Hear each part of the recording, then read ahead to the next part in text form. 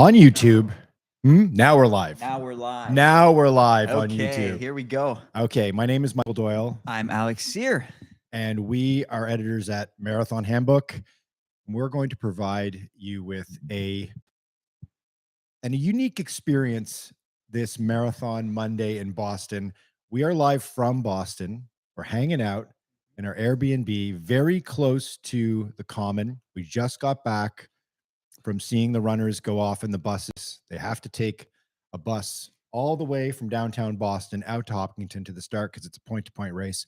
So we will be providing you today with a watch-along experience.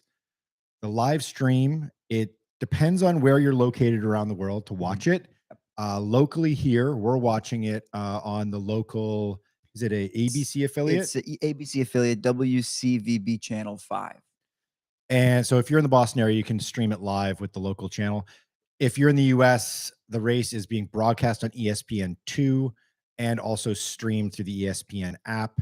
And then internationally, for the most part, the live stream is through FlowTrack, which requires a subscription, and as well Eurosport in quite a bit of countries in Europe and I believe South America. We've got a link actually on our site, marathonhandbook.com, for how you can Boston Marathon live, but we'll be with you for the entire race, both the men's and the women's elite races, and then some. We'll be talking we're going to do our own. We're not going to go sub 3 with our talking marathon today, Alex, but we'll go around 3 hours and change for this live watch along, live broadcast. Just about over 3, just about as long as it might take our colleague and teammate Caitlin Tossie to finish the marathon. That's right. At Marathon Handbook, we've got a couple of friends and family members that are running today, including our co-host in the Marathon Handbook podcast, Caitlin Tossie. She's going to run, I think, right around 3 hours. We'll check in on her. We'll give you a little update of that as well. Oh, we got the tracker going, right? We're going to track some friends and family along the way too. That's right. And if you don't already do this, download BAA, the Boston Marathon app, track some athletes, watch the leaderboard. But of course, we're going to give you some insights into how this race is going to unfold. We're going to talk a lot about the elite races. There's a lot of interesting talking points right now for who maybe might win for a second or third time in a row in Boston, which makes them Boston legends. Boston legends. And big storyline that just dropped this morning. Yeah. American great 2018 Boston Marathon winner, Des. So she's effectively retiring when she crosses the finish line here today in Boston, which is I think a bittersweet cast over this incredible day in the city. But obviously she's going to get some really big cheers when she crosses the finish line. Totally. She's one of the Boston legends, right? Her 2018 champion. Do you remember that year? The torrential downpour year? I do remember that year. It was brutal. It just sort of felt fated that she was going to win. She had this very deferential, she was running with Shalane Flanagan, and she had this very deferential moment where she kind of like sort of waited for Shalane while Shalane went for a porta potty stop. Yes. And still managed to win the race in the process. Pretty incredible. So the elite races start at 9:37 a.m. So we're coming up to about a half an hour before start time. And we'll go through some of the top athletes that are going to be in the field in a few seconds here, but we'll do a little weather check first. Weather check. Okay. This is the perfect day. I don't like saying it's the perfect day, but it's the perfect day. This is a no excuses day. This is such a no excuses day. The wind, I've never seen a wind reading that low, 4 miles per hour. And this is like not even 24 hours after super windy day. You and I went for a run yesterday morning. We actually attended the Nike shakeout.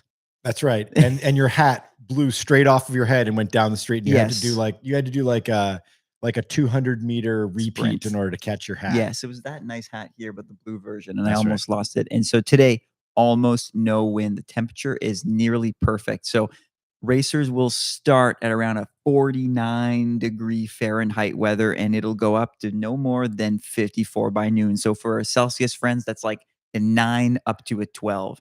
Sunny, slightly overcast. Yeah, that's perfect.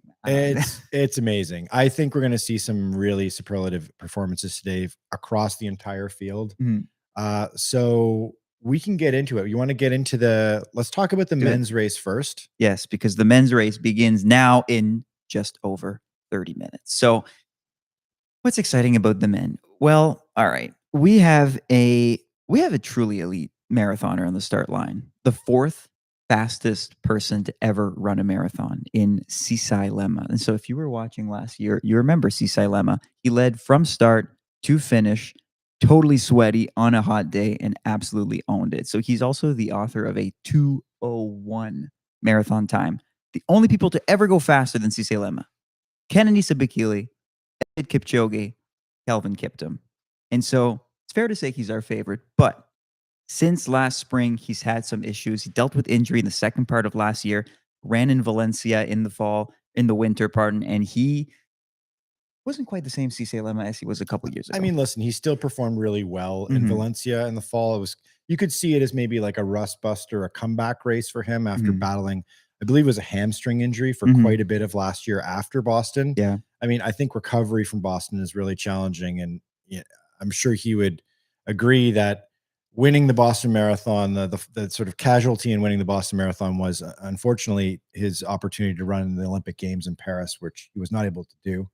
Serendipitous, perhaps, for his teammate Tamarat Tola, who took his spot and then won the whole damn thing. Absolutely won the Olympics. So, but definitely, Lema says he's healthy, he's ready to roll. Last year, he put on quite the show in the first half and went out in like near world record pace in Boston for the first half. Now, Boston, you can't count as a world record. So even if he were to say do something extraordinary today, it's not going to count as a world record because it's a point-to-point course and it's a net downhill course. With ideal conditions, the Boston Marathon can be fast, but it hasn't been fast in some years. The course record is all the way back in 2011 when there was a tailwind, a famous tailwind that helped Ryan Hall and helped Jeffrey Mutai, who set the course record at the time, sail in super fast. That's pre-super shoe era, and that's not been broken. Yes, so 2:03:03. So still a super elite time, but that's the thing. Boston is as downhill as it is uphill, pretty much. And so if you have a tailwind, you're going downhill, you're banking a whole lot of time. So could Cisse Lema challenge that record today? 2:03? He could very well. And I mean, the conditions are great for him. East Africans like to run a little bit warmer than your North American and your European runners tend to like it. But so I think these conditions are kind of ideal specifically for an Ethiopian or a Kenyan runner today. They may say in the start line it's a little bit cold, but ultimately, like physiologically, in terms of performance, we're looking at an ideal day right now. The humidity level is even pretty low, below 60%, which is a key factor in like sweat rates and that sort of thing. So totally. We're like, is it fair to call Cisse Lema the favorite? Maybe, but this will not be a runaway race for him. So the men's field's very deep. Let's look at a few other of our competitors. So we should talk about Evans Jabet. Sure. What? Yeah, but it's like let's not glaze over the guy who's won the race 2 times before. He's been on the podium the last 3 years. Yeah. Gold in 22 and 23, and then last year faded to bronze. But he's a total Boston Marathon veteran. And I don't know what your vibe was at the Elite Athlete press conference. Yeah. Evans Jabet has this way of hedging himself before the race. Yeah, he does this every year. He did this thing like, what did he say? He had a hamstring issue. He had some injury, but he had overcome it, so he's ready to go. But he does it every year, winning. So I don't know if that means that he's truly not fit or if he's just trying to psych his competitors out. The guy is like, he almost sort of sounds like your running pal that drives you nuts, who's always either like sandbagging or making excuses. Like the years he wins, he's like, I should have broke the course record, but there was just a little something that was getting in the way of doing it. And then the years that he doesn't get on the podium, he's like, he's just, I don't want to say excuse making because he's a world-class athlete, but it's sort of funny, like how competitive this guy is, that he's just really bothered even when he wins the whole damn thing. So he's a 2022 and the 2023 champion. I think by his standards, disappointed with last year's outcome. He made a really valiant effort in the second half of the course last year to try to reel in Cisse Lema. It didn't pan out. Lema got way too far ahead. And I think Lema split the first half in like 101 or just under He was so 101. He was fast. very close He was to gone.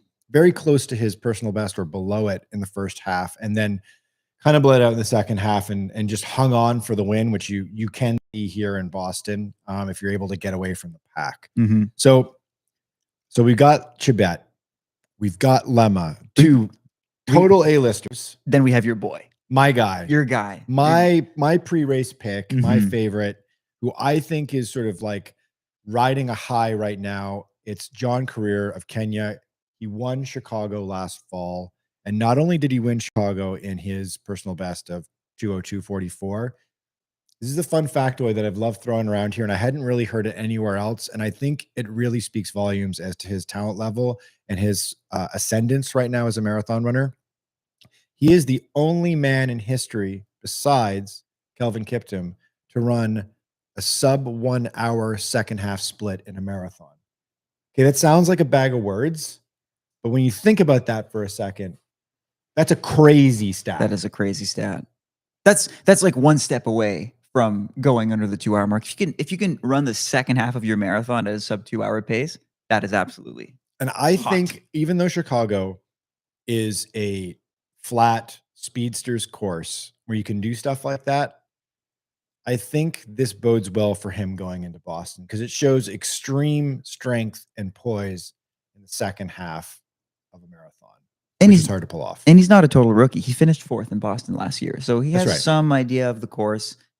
He'll be one of your contenders. Before going into the Americans, I think there are a few very compelling American storylines in the men's side. I want to talk quickly about a dark horse. This is my dark horse, my own personal dark horse. Lalisa de Sisa. Remember that name? You Yeah. have to remember that name. Yeah, I because do. You covered the event. So the event in question, Breaking 2. Yes. The huge Nike Vaporfly 4% reveal that happened in Monza, Italy, where the company picked 3 runners who they thought had the best chance of breaking 2 hours in the world. One of them, Eliud Kipchoge.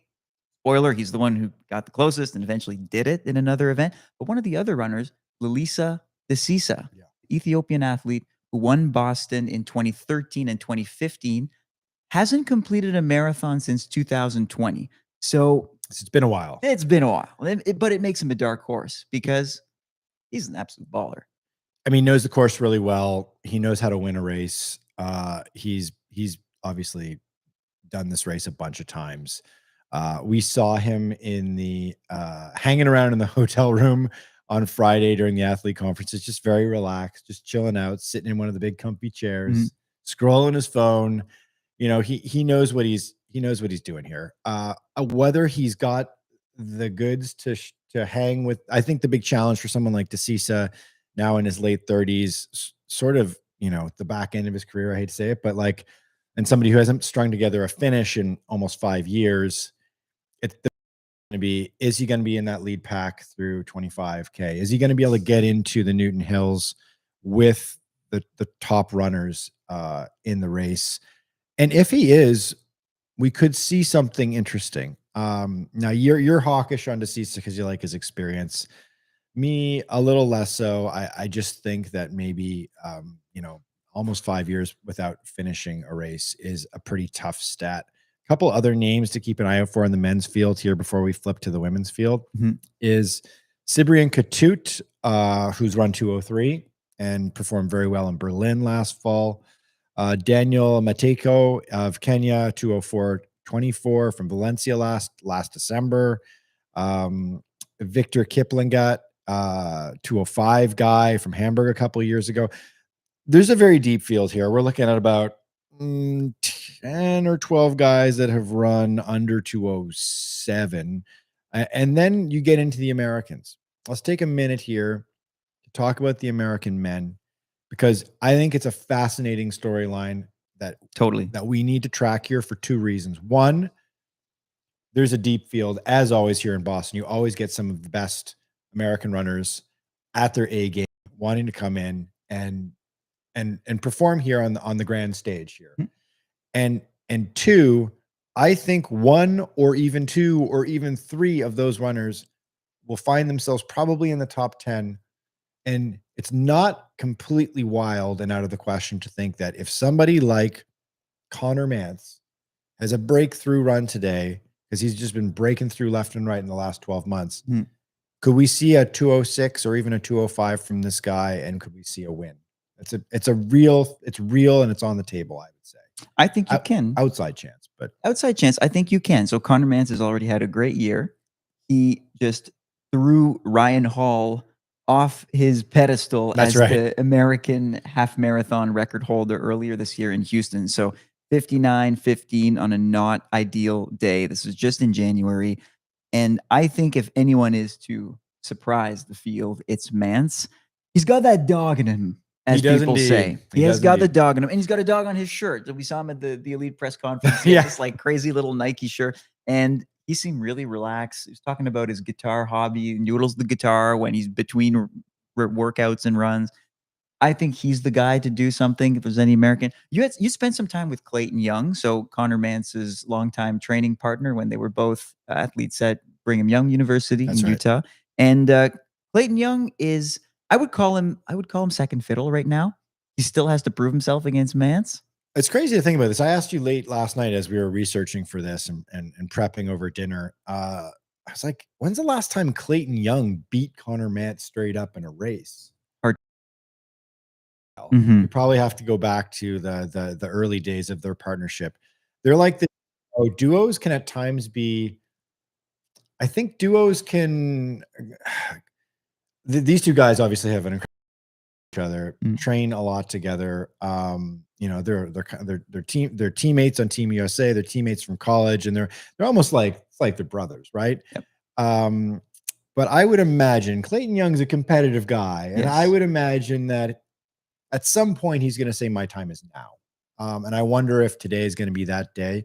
That said, Clayton Young's we can talk about this a little bit later in the broadcast, but Clayton Young is a fascinating character because this race is his first race where he is representing himself as his own agent. Cool. He parted ways with his longtime agent, Ray Flynn, earlier this year, and he's decided to go out on his own, primarily because he's sort of seeing the changing landscape of media, of influencer culture. He started a YouTube channel that last year going into Paris, documenting his journey to Paris, his training, an intimate look. It's beautifully photographed. I hung out with him, his wife, and his documentarian, his filmmaker partner, producer partner, and we talked a lot about this pivot, this change, and also sort of like the state of running media, and the role he feels like at least some athletes can now play that previously they didn't. And it used to just be like run fast, make money, run, you're like a quick billboard. Now he's recognizing that landscape is changing, change with it, whereas many other athletes still are sticking with the old model, right? I do wonder if that will cause an added layer of stress, because he's saying he's already negotiating his fall race with prospective race directors, and he has to talk to ASICs and any number of other B-level sponsors got to negotiate rates. He's got to argue for his own value with them. And you think about it with a player and an agent in like the NBA or the NFL or Major League Baseball. Player leaves the agent to do the dirty work and to talk to the team. The team will say the nasty things about why the player's value is not as such, and the agent will fight back and say, no, I actually think he's worth more. Now Clayton Young's the guy who has to do that for himself. Yeah. There's a reason that players have agents, right? It's Yeah. a job. It's a full-time job. Yeah. And so, Clayton Young's made himself a little bit busier, and hopefully it pays off for him. So Conor Mantz, Clayton Young, probably your two American headliners. A couple other names to look out for: Zach Panning, Reed Fisher, CJ Albertson. Absolutely. The wild Strava. He's worth the Strava follow if you're on Strava and you want to see someone who does crazy workouts. So he's got this reputation of just going hard a lot of the time. Last year, he ran 5 marathons. This is just his second race this year. So you got to think he's coming in rested. Yeah, exactly. He did 5, and it's just, he seems sort of like, he seems indestructible, right? You do wonder and fear that there's going to be a point where it's just, the fade is going to be nasty. But I think the guy, if the guy's playing averages, his 5 marathons last year, if you could like rank or score his overall performance based on both volume and quality, like way the best American runner out there. But if you're going by those two mixed together, just because the vast majority of marathon runners don't run 5 marathons in a year. And he's a 208 guy. He is somebody who 208.17 from last fall. So he's also kind of like, he's inexplicably on the rise, even though he's just been battering his body left and right for the last number of years. I love the way he runs. A couple of years ago here, he went out so hard and like gapped the field in the first 10K or so. He likes to front run. He likes to do his own thing. He likes to challenge the field. I do wonder if he tries that again here. And I do wonder if the field lets him go. They typically do let an athlete go if the athlete's going to go really hard. Well, but that has paid off for some in the past. I think about one, Meb Keflevsky, who got away from the field and they ended up holding them off and winning. Maybe you see that from an American this year. Maybe it's CJ Albertson. Very last thing from the men's field, and then we'll pivot to the women's race because we now have 15 minutes before the men's start. Yes. I'm going to throw a shout out to Rory Linkletter. Your boy. My boy. A little Canadian content here. So Rory has become the second fastest marathoner in Canadian history. Weight flat. He's trying out those new crazy Puma Fast R Nitro Elite 3 shoes that have kind of been the talk of Boston this weekend, that are rumored to be faster than any other racing shoe that exists now. We'll probably get into that during the race. We'll see what people have on their feet. We're definitely going to talk shoes because we love talking shoes. We'll talk gear for sure. We saw a lot of it this week. We've been here since Thursday. We've had meetings with every brand. We've looked at what they've got coming. And obviously one of the big hyped shoes, probably the most hyped shoe and the most fascinating, intriguing shoe is that Puma shoe, super shoe.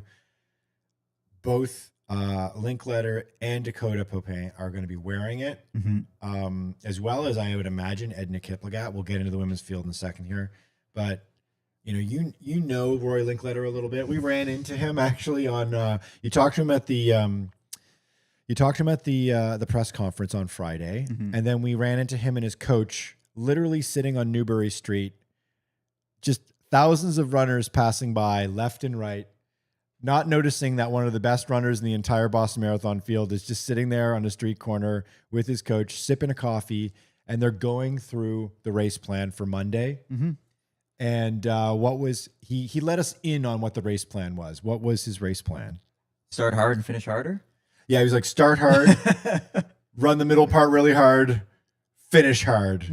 He was being a bit facetious, but at the same time, I think that is kind of the way the dude runs. That's how he runs. Yeah. That's how he runs. And which runs counter to a lot of the advice that we heard from our colleague at Marathon Handbook and godfather of the Boston Marathon, Amby Burfoot, who won in 1968 and who's now running this year in his 29th ever Boston Marathon.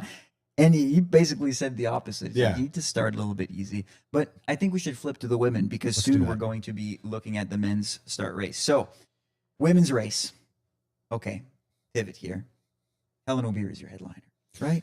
I mean, the weird thing about this is when we scroll down and look at the hierarchy of the elite field, the entry list, the start list for the women, you got to go down 10 or 11 spots to find Helen O'Beary's name.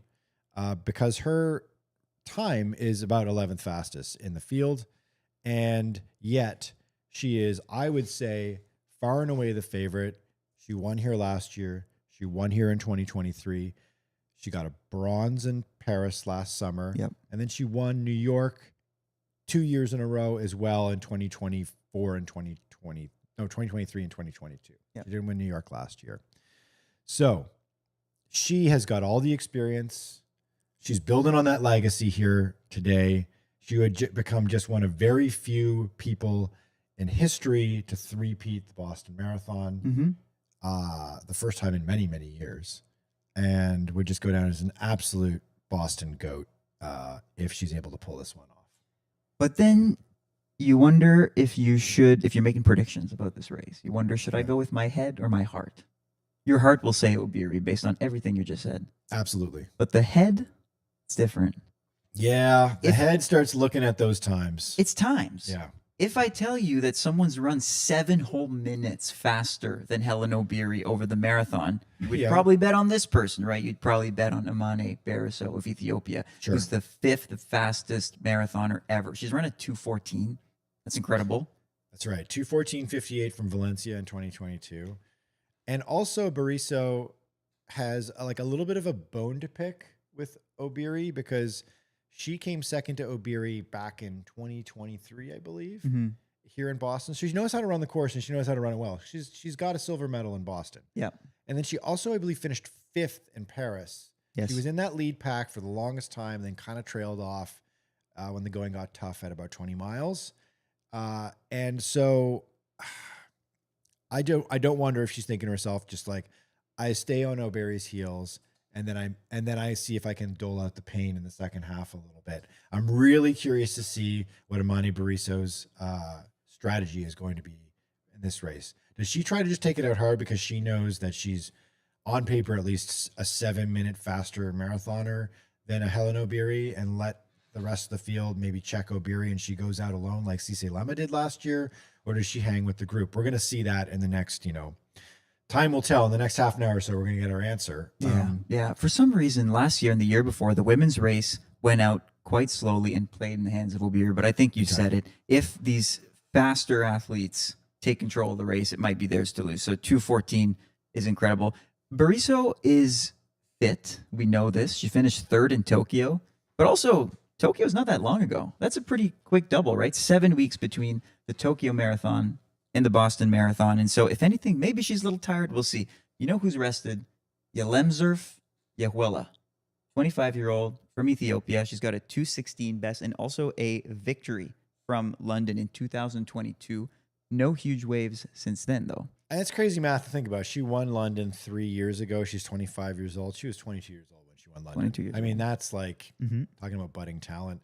It'd be interesting to see how she runs as well. If she runs with that confidence, having known that she's won a major before, or if she sits back in the field. Oftentimes you do see with both the men's and the women's race, large elite fields all the way through 10, 15, 20, 25K, kind of like waiting. And then often the Newton Hills become the sort of defining factor in the elite races. So don't be surprised if you see 10, 15 deep on both the men's and the women's side. Irene Cheptai of Kenya as well is a 2:17:51 runner. And she did that in Chicago just this past fall. I love seeing when I'm looking at a field, an elite field, I'm looking at the list, I'm looking at the start list, I'm looking at the times. You have to be very careful to look at, and this is the reason why we included it in our pre-race cheat sheet, our guide for the entire event. We put in brackets where they ran the race, their personal best, and what year they ran the race, because those are two really important components to that time. The time superficially is one thing. It's great. You run the race, you've run really fast, but was it on a flat course? Was it at a major marathon where the pressure is ratcheted up to an absolute peak? And was it in the last year or two? Now, if you look back, I mean, I'm scrolling down here, for example, Edna Kiplagat, the ageless, timeless, 45-year-old Edna Kiplagat. Complex figure here because she's won Boston before. She's got a 2:19:50 personal best, but that 2:19:50 is from 2012. Yeah, it's from 2012. I was in school. You were but a boy back in 2012. I mean, I was almost even young in 2012. Good God, although Edna and I she's in 1979 and I'm in 1980, so I'm rooting for her every single time she shows up on a start line. She came in 3rd here last year. She came in 3rd last year. I should say the whole podium is back right on the women's side. So the athlete we didn't mention, Sharon Lokedi. Yes. Who gave Obiri a real run for her money last year, running in little-known Under Armour shoes. Yeah. Total baller. She won New York City in 2022. Like, she's a very established athlete. She trains in the United States. And last year was our silver medalist. So Obiri Lokedi Kiplagat, all back this year, now taking on an incredibly fast field. So that's the international picture. Yes. Should we talk about the Americans? We should talk about the Americans for a couple reasons. One, again, just like on the men's side, super deep American women's field, a bit of a toss up as to who's going to take the crown as the top American in Boston, which is not nothing. I'll tell you right now, every single one of these American athletes wants to be the top American. Oh, it's a thing here. You could for sure. feel it in the press conference. Yeah. People are hungry for. There's a little bit of that like American pride, Yes. right? That if you can't win the full race, at least win the American race, and that's a feather in your cap. I would say, just again, on paper, the top performer on the American women's side is Kira D'Amato. Kira is now 40 years old, so she's running as a master. So she's got an opportunity to do for a twofer. She's got an opportunity to A, win the whole damn thing. Yes. B, place very, very high or get on the podium. C, be the top American. And D, set perhaps an American Masters record. Although Huge. I don't know if that counts in Boston. Probably not, but an unofficial one. A great motivator for her. She comes in with a 2:19.12 from Houston back in 2022 when she set the then American record in the marathon. That's, of course, been usurped by Emily Sisson, who is not running today.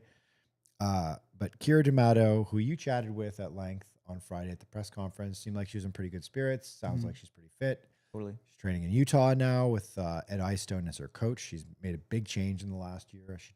She moved over to Utah and to Ed Eyestone. Really kind of like blew up her life, really. Like family, moves to Utah, huge life change. She's not from that area. And I believe she's from Richmond, Virginia area, if I'm not mistaken.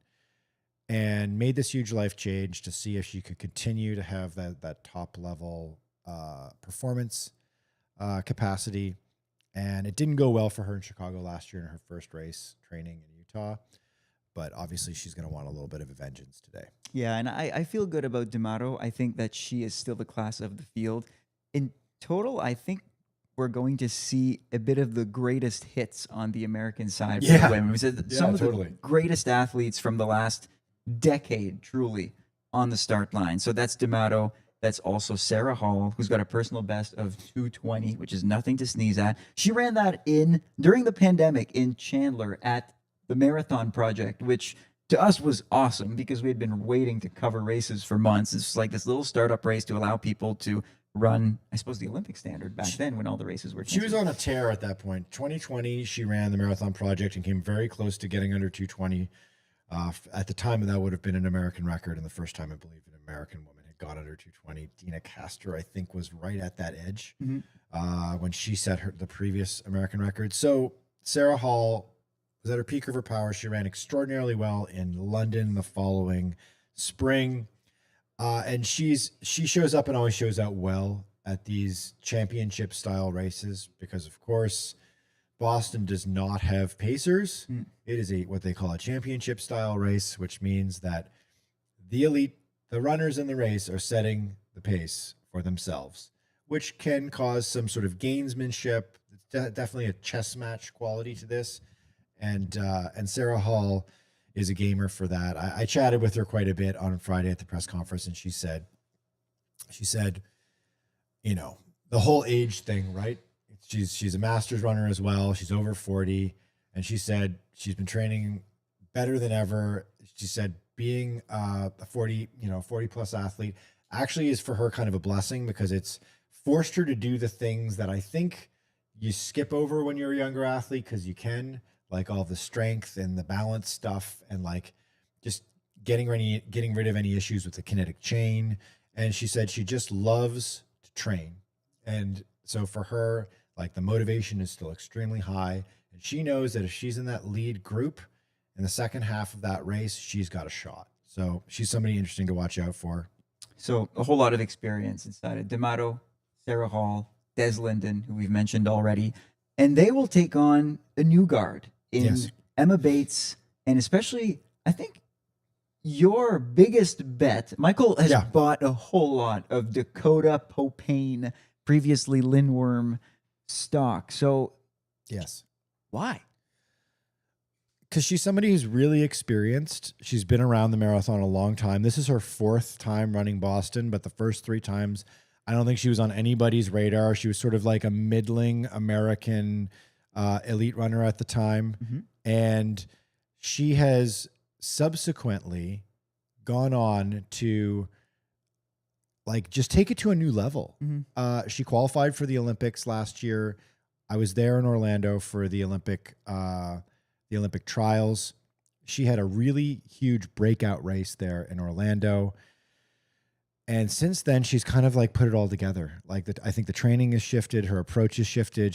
That mindset shifts where it's like, I feel like I belong here now. I feel like I am able to compete and maybe even win these races on the highest level. Mm-hmm. She made the Olympic team. She ran in Paris. She ran really well. A lot of screen time. Yep. We live streamed that Paris marathon and did an instant reaction podcast right away last summer, and I was impressed by like how in it she was in that race all the way to the end and finished really well. I believe she finished. I think she was 12th. 12th, yeah. She was 12th. Great experience for her. I just feel like coming into this race, she's a different runner than she was ever before running Boston. So it's a scenario where it's like, I bought a lot of stock here because I'm like, I think she's going to be the top American, and I think she's going to place extraordinarily well. Now, we should say here that on the live stream, we are now seeing they're announcing the elite men that are going to start here in like a matter of seconds. We're at 9:37 right now by my clock, so they're going to get going very, very soon here. They're introducing. They do this really nice thing out in the start line, Hopkinton, where they introduce all the top runners. They did so with they had Lemma come up and take a bow, and they also had, of course, Evans Chibet, 2-time winner, take a bow as well. So we've got a nice group. Everyone's in singlets, unsurprising because it's like, you know, it's not warm, but it's kind of perfect racing weather, and you're definitely going to want to be in a singlet by the time you get going in the race. I saw a crazy number of people getting on the buses this morning for the race that were wearing singlets like to the start line, and it's a long wait. It's like we're talking a 2-hour, 3-hour wait for some of these athletes. Yeah. Yeah. There were two types of people at that bus stop. Those wearing singlets right away, and then those wearing these crazy overall type clothing that they will totally ditch and give to charity. So men's race has begun. 10 minutes until the women's. We're seeing the start. Clayton Young and Connor Mans, boom, boom, straight out of the front.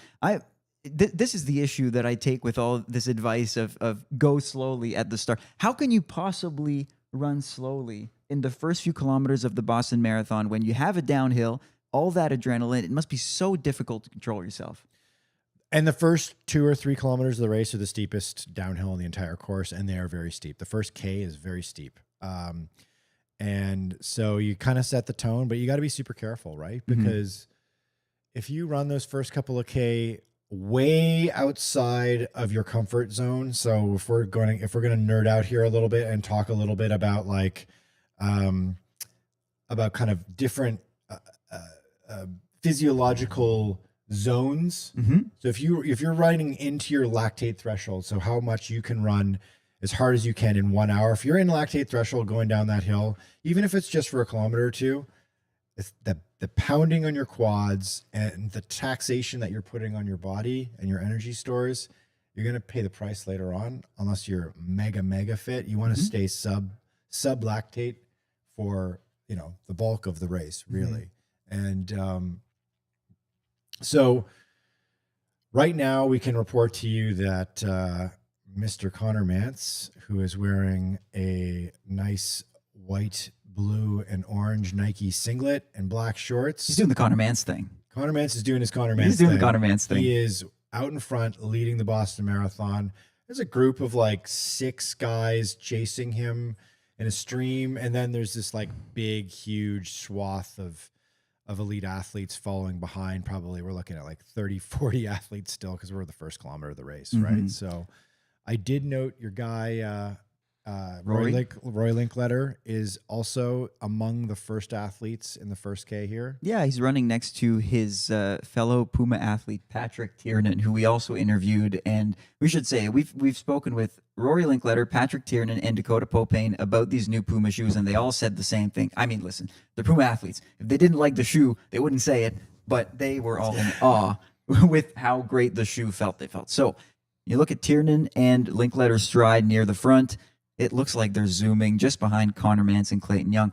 Also, let's just zoom out for a second to address some viewers here, because this is how it works. We see the comments as they're being posted as we're watching and commentating on this race. So if you have something to comment, to let us know about, if we make a mistake, you want to correct us, like, please do so, and we are monitoring this stuff. So, and also, if you're just coming into this channel, this is a watch along. So the live stream you can find on either FlowTrack or the Olympic channel, or even local broadcast. Yes. And you can put us on the side and hear our commentary. We are a second stream, a second screen experience for sure.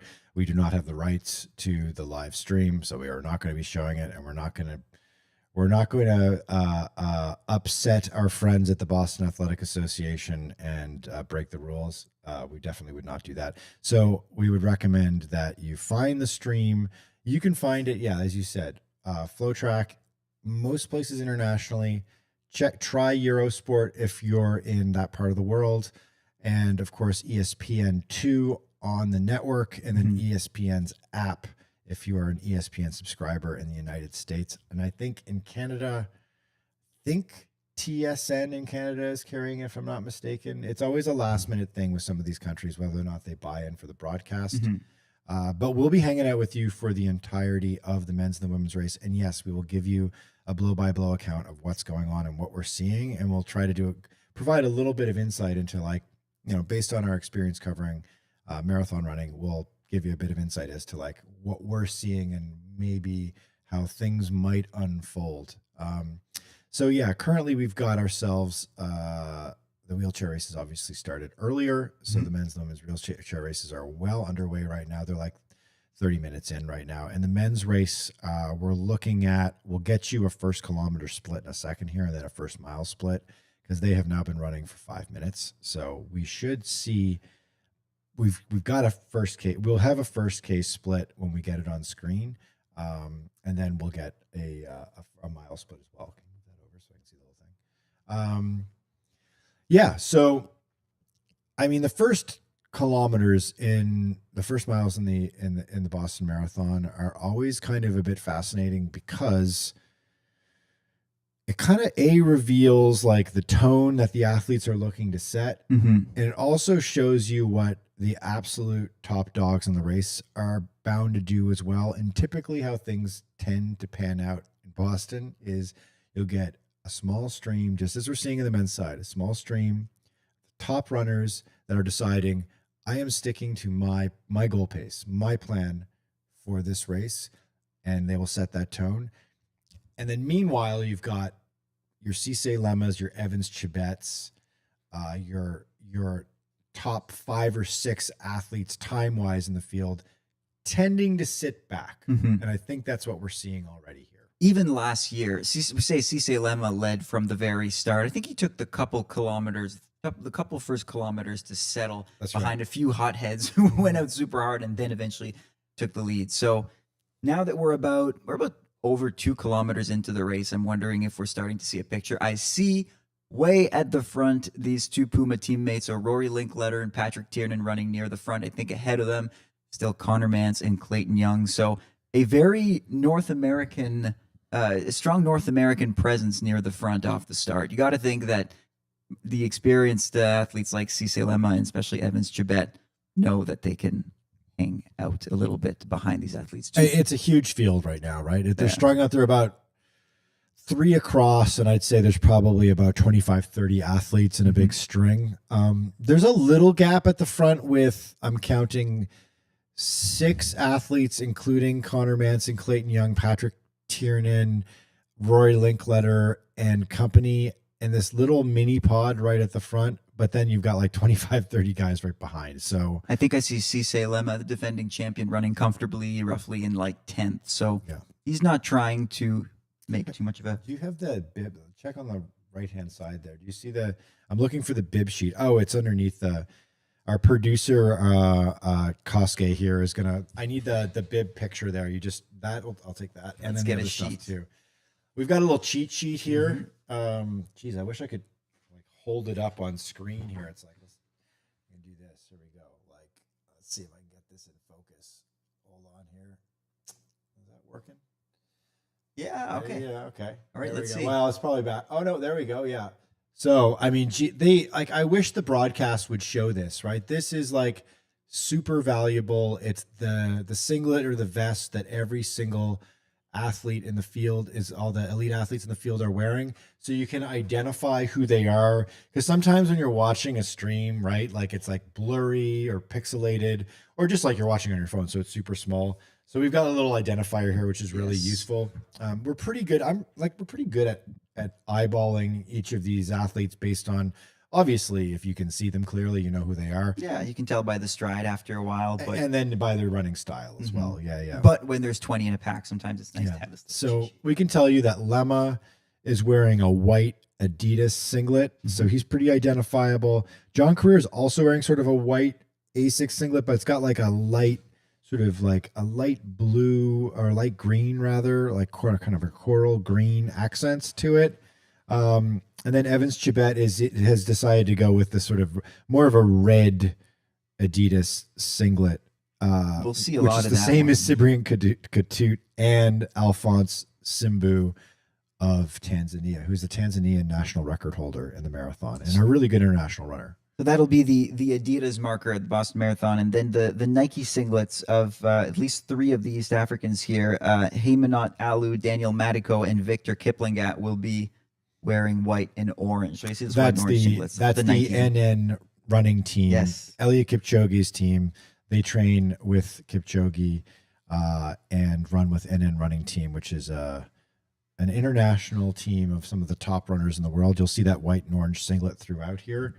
And you might see Eliud Kipchoge wearing it next week at the London Marathon. So the women's race is off. It is just begun here. I can say that because the stream itself has a slight delay. Like the actual broadcast will have a slight delay. And of course, our stream has a very slight delay as well. It's just the way YouTube works. It's got like a 5-second delay.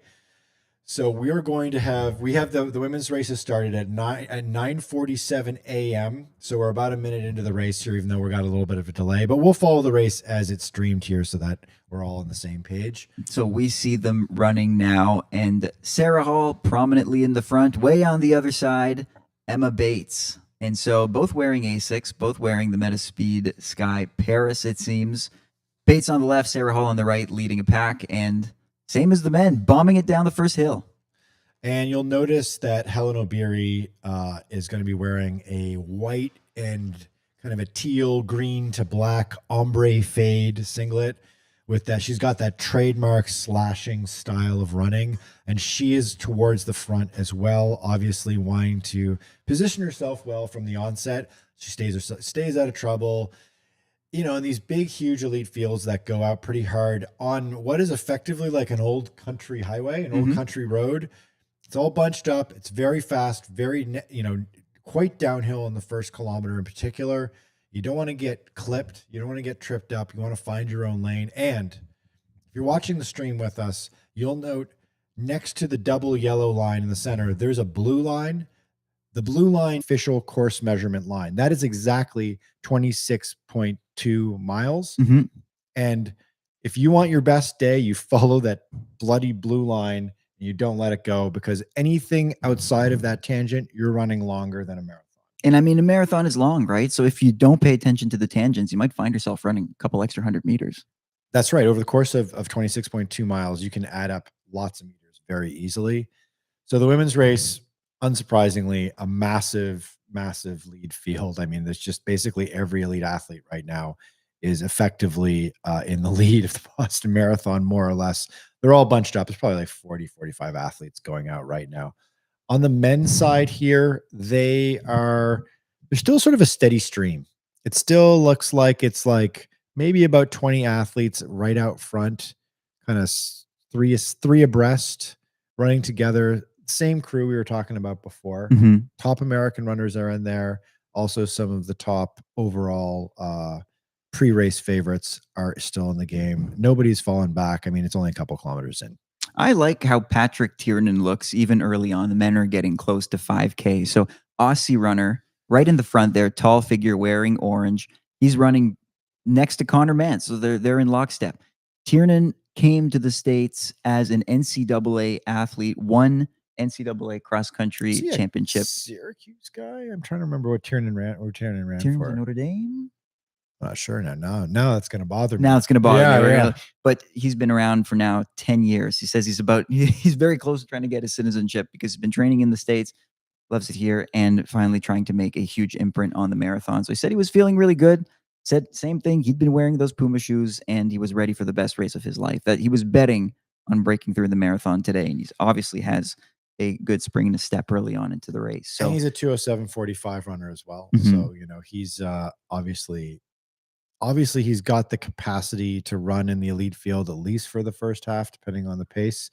And just like the Americans that we talked about before, where if you're able to hang in there and the pace isn't too crazy hot, we're not running, say, 2:03 or 2:04 pace in the first half of the race, getting into the Newton Hills is sort of like, who knows, right? Mhm. It depends on the fitness. Now, you've run Boston before, Michael. Yes. I have not. I have run the second part of the course about 6 weeks ago when we were here for the Boston Run Show. So we drove to Newton, the neighborhood right in the middle of the course, and we did the Newton Hills. That's and right. What I learned as a non-Boston finisher yet was that Heartbreak Hill is only a little part of the story, right? There are actually 4 big hills in that second half of the Boston Marathon, Heartbreak being the last of 4. But it's not a one-off blow. If you're about to hurt in the hills, you have 4 hills to overcome. This is really, like Boston, you can break it into the way I like to think about it. Like my wife's running today. And we spoke about how you approach the Boston Marathon last night. And the way I think about it is it's sort of 3 discrete sections that you've got to really focus on. The first is a big chunk of the race. We're talking about 25 kilometers of the race or more, which is net downhill, especially the first 5K, tons of downhill. There's not a single flat section of this entire course. It's a rolling country road. If you had a Porsche 911 and there was no one on the road, it'd be the funnest thing to drive in the world, right? Totally. Up and down, twisty and turny, but really challenging for a marathon runner to find any sort of groove or pace. But the challenge really in the first 25K is to get that rhythm going. And then you make a hard turn into Newton and there's a red brick fire station at a corner. It's the only turn in the first 39 kilometers of the race, or more than 40 kilometers of the race. It's the only turn in the bunch of the race. You make this turn, and then it's sort of like literally the tenor of the race, the narrative of this race shifts into like Act 2, which is the Newton Hills. There's 4 distinct hills. They're each grindy. None of them are particularly daunting or overwhelming, but collectively they just beat the hell out of you. Yes. Heartbreak at the end is a 5.5% grade, and it goes up for a few hundred meters, and then it actually kind of flattens out and almost goes down a bit, dips, and then it goes up again. It just sort of punch you in the face.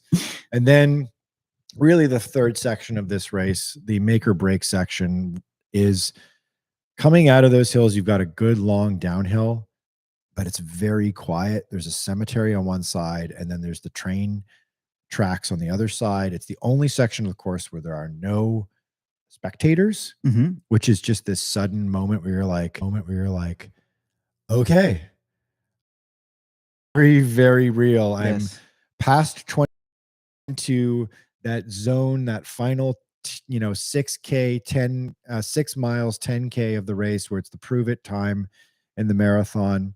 And that's really that's the defining moment in the race, is that last section. Now, theoretically, on paper, if you were to lop off the last 10 kilometers of the Boston Marathon and look at that course, pretty quick. Net downhill, big section of it's quite flowing. There's one little uphill with about a kilometer to go. It's this brutal, you go under an overpass, and you got to you go down, you scream down fast, and then you kick up quickly. Yeah. But apart from that, it's really quite generous. But by that point, your legs are completely toast, mostly from all that net downhill in the first 25, 30 kilometers of the race. Yeah, so we have a comment. We have some viewer comments and questions, and one of them is exactly about the hills. So, how much elevation do you gain? This person asked through the 4 hills, so over 200 feet. I just checked. Yeah. Over 200 feet of elevation in just a few miles. So you did a workout on the Newton Hills, like you blazed effectively like a tempo run through the Newton Hills. You did about a 10-mile run. We ran about the last 10 miles of the course about a month ago. Yeah. I found running easy. It reminded me just how grindy it is, and I have flashbacks of running the Newton Hills in the race. And you really do have to work those hills, and they do take the edge off of your pace. Very rarely, even with the elite athletes, do you see them. You're not going to be able to maintain marathon pace. Now, that leaves a lot of runners thinking, I got to bank time in the first half, make hay while the sun is shining. There's all kinds of downhill. And, Amby Burfoot, our colleague at Marathon Handbook, who won the race and has run the race, this will be his 29th time this year running the race, legend and icon of running, American running overall, but certainly at Boston. He knows a thing or two about this course. He says, biggest mistake you can make, even as an elite runner, is biting off more than you can chew in the first half, and I completely agree with him. That said, the second way you can try to win this race as an elite is go out as hard as you can and hope that you've built enough of a lead to hold them off. Let's jump back into the men's elite field here and see what's going on. Funny camera angle. We're looking at the men's lead pack from the back. So we see about maybe 20 men, still led by Patrick Tiernan of Australia, running in the orange, the tall, slender figure, followed closely by his teammate Rory Linkletter, also in the orange, and then Clayton Young and Connor Mance intersecting the two. Now our cameras flip to the women's side, and actually looks like there's a bit of a narrower train on the women's side, which is counter to what we've seen in recent years. We have 3 women leading a far enough pack. I was gonna say it's a pretty big. We got a pretty big women's field, but they're sort of more stretched out here.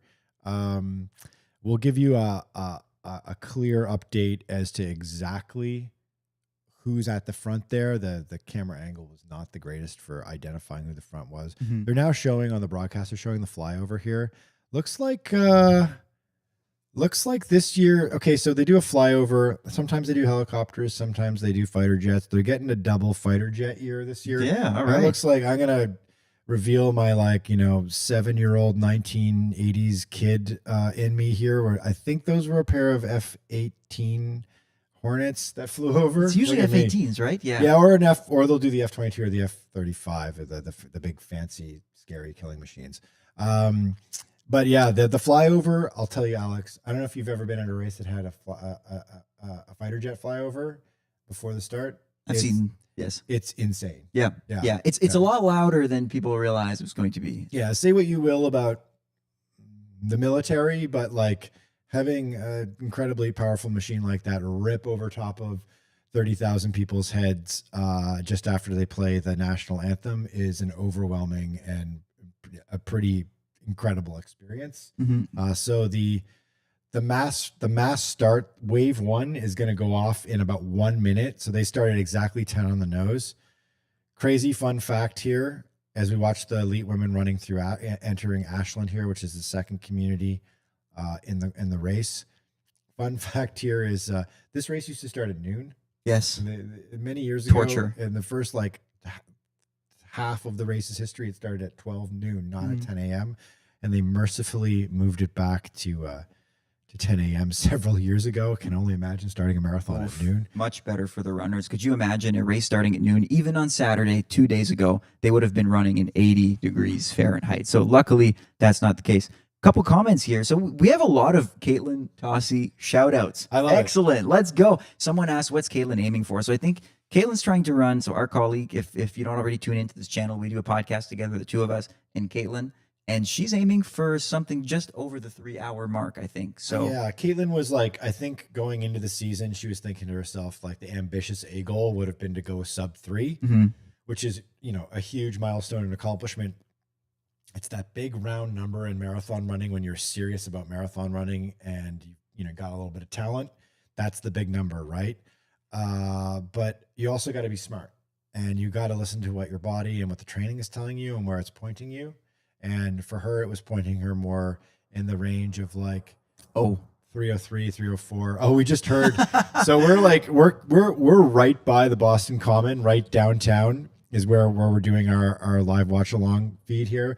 And we just heard this incredible noise rip overhead, and that was the pair of fighter jets from the flyover that just crossed over top of the city. Just as we see the mass field. So there you go. 26.2 miles is how long. That's how long it took them to cover, passing over in Hopkinton and then over top of us. So that's maybe like a 45-second. Yeah. Yeah, that's amazing. Okay, so the men's. Oh my! Wow. Okay, so the men's. One guy took off faster than any elite athlete. I think this was like an 11-second 100 meters. Took out the selfie stick, took a picture. Okay, that happens. So the open field, the mass start of wave 1 just began, and we just saw like the most like bananas thing ever, which is some guy.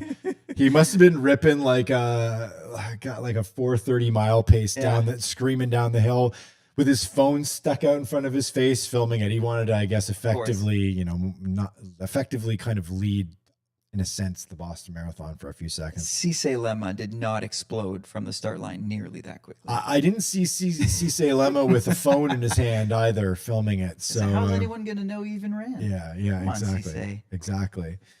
Another little comment here as we wait to see the elite races again. Someone has asked us if we've tried the Crazy Puma Fast Nitro Elite 3. I've held it in my hands. I've put it on. I haven't run in it. But what I can say is it feels fast. It's 5.9 ounces, which is lighter than pretty much. Oh, there's a break. Okay, let's put a pause on that and try to identify our lead women athlete who's broken away just 15 minutes into the race, barely 5K in. So here we have it, man. We're getting the sort of intriguing, do you let her go or do you reel her in scenario on the women's side, where we have one athlete, we can't identify who it is. She's wearing a black singlet. And I don't think she's in the top 20. Yeah, well, there's a couple of athletes in our start list guide for the singlet identification that didn't submit a singlet picture, including Lauren Hagens and Tristan Colley, but we have no idea. And of course, the broadcast is not showing the elite field. They've cut away to Bill Rogers, to some B-roll, which is a shame because it would be nice to know what the heck is happening right now. But let's see if I can summons this up here with Split on. So we have a mini break taking place now. If you're watching along while you're listening to us here and you're saying to yourself, like, wow, it's like, who is this person that is making this big gap here? And is this person going to win the race? Likelihood is low. Probably not. Yeah. Probably not. Yeah. Especially if they're not on our radar. But I mean, hey, sometimes a move like that does set the tone for a race. As you said before, like Meb Keflevsky basically made his career on taking that risk and going out hard and creating a gap and then maintaining that gap. Right. Mm-hmm. So. Okay. All right, everyone. We have a 5K split and it's bonkers. Okay. The first 3 men to cross the 5K mark are all Americans. Connor Mans, Clayton Young, CJ Albertson. They are on 2 flat pace. 2 hours, 52 seconds is Connor Mans' split. He was technically the lead guy going through the first 5K split in the race. That's a 14:25K. Mm-hmm. That is just off of world record pace. Of course, the world record's not eligible at the Boston Marathon because it's a point-to-point net downhill course. B, I don't think they're going to be maintaining that because the first 5 kilometers of the Boston course are crazy fast net downhill themselves. Question for you, because we've got Connor Mance, Patrick Tiernan of Australia. Australia or New Zealand? Australia. God, I had a moment there. I was like, I hope I didn't call it New Zealand or Australia. Oh, yeah, you don't do that. Clayton Young and Yemene Haile Selassie, Wesley Kiptoo, and Roy Linkletter, Cisse Lemma. A whole group of athletes are coming through in that 14:20 to 14:22 pod of of front runners. My question for you is this, especially with a guy like Connor Mance or someone like Clayton Young, Patrick Tiernan, who've not run anywhere near that pace before, maybe not ever in a marathon at any point in a marathon. Yeah. Is this a good idea? Are they gonna be paying the price for this in the second half of the race? I think there's so many men in the group that they don't have a choice. Right. They've made their bed. Now they have to lay in it. Like there are 10 men, at least 10 men. We only see the top 10. There are at least 10 men leading here. And so I don't know if it's the right choice, but now it's too late. I mean, I find it fascinating that because it's not as if Mance and Young are just checking someone like Cissé Lema, who has decided to set a very aggressive tone in the race. They were the ones who set the tone. They were. So they chose to go out in 2 hours and 52-second pace in the first 5K, based on what we've seen in this live broadcast so far. Yes, well, it was a collective effort, right? Because you saw Mance and Young near the front. In some parts, you saw Patrick Tiernan and Rory Linkletter, and so it wasn't just one guy. Yeah, so there's probably this idea that you had to keep that pace to stay up front. Now we've seen some clips of the elite men, and it looks like Cissé Lema is ready to put his imprint on the race because he's near the front now. He just pulled into the lead of the race, and he's decided to set the tone. We have a women's 5K split as well. Let's see if it's any faster or commensurately as quick as the men's side is. On the women's side, not so much. On the women's side, a much more, dare I say, pedestrian pace of 2:21 high pace right now. So they went through the first 5K. The leader, Ramatusa, went through the first 5K in 16:49, accompanied by a slew of women as well, including Helen Obiri, Amane Bariso. So we had the elite women go through the first 5K sort of as a cluster.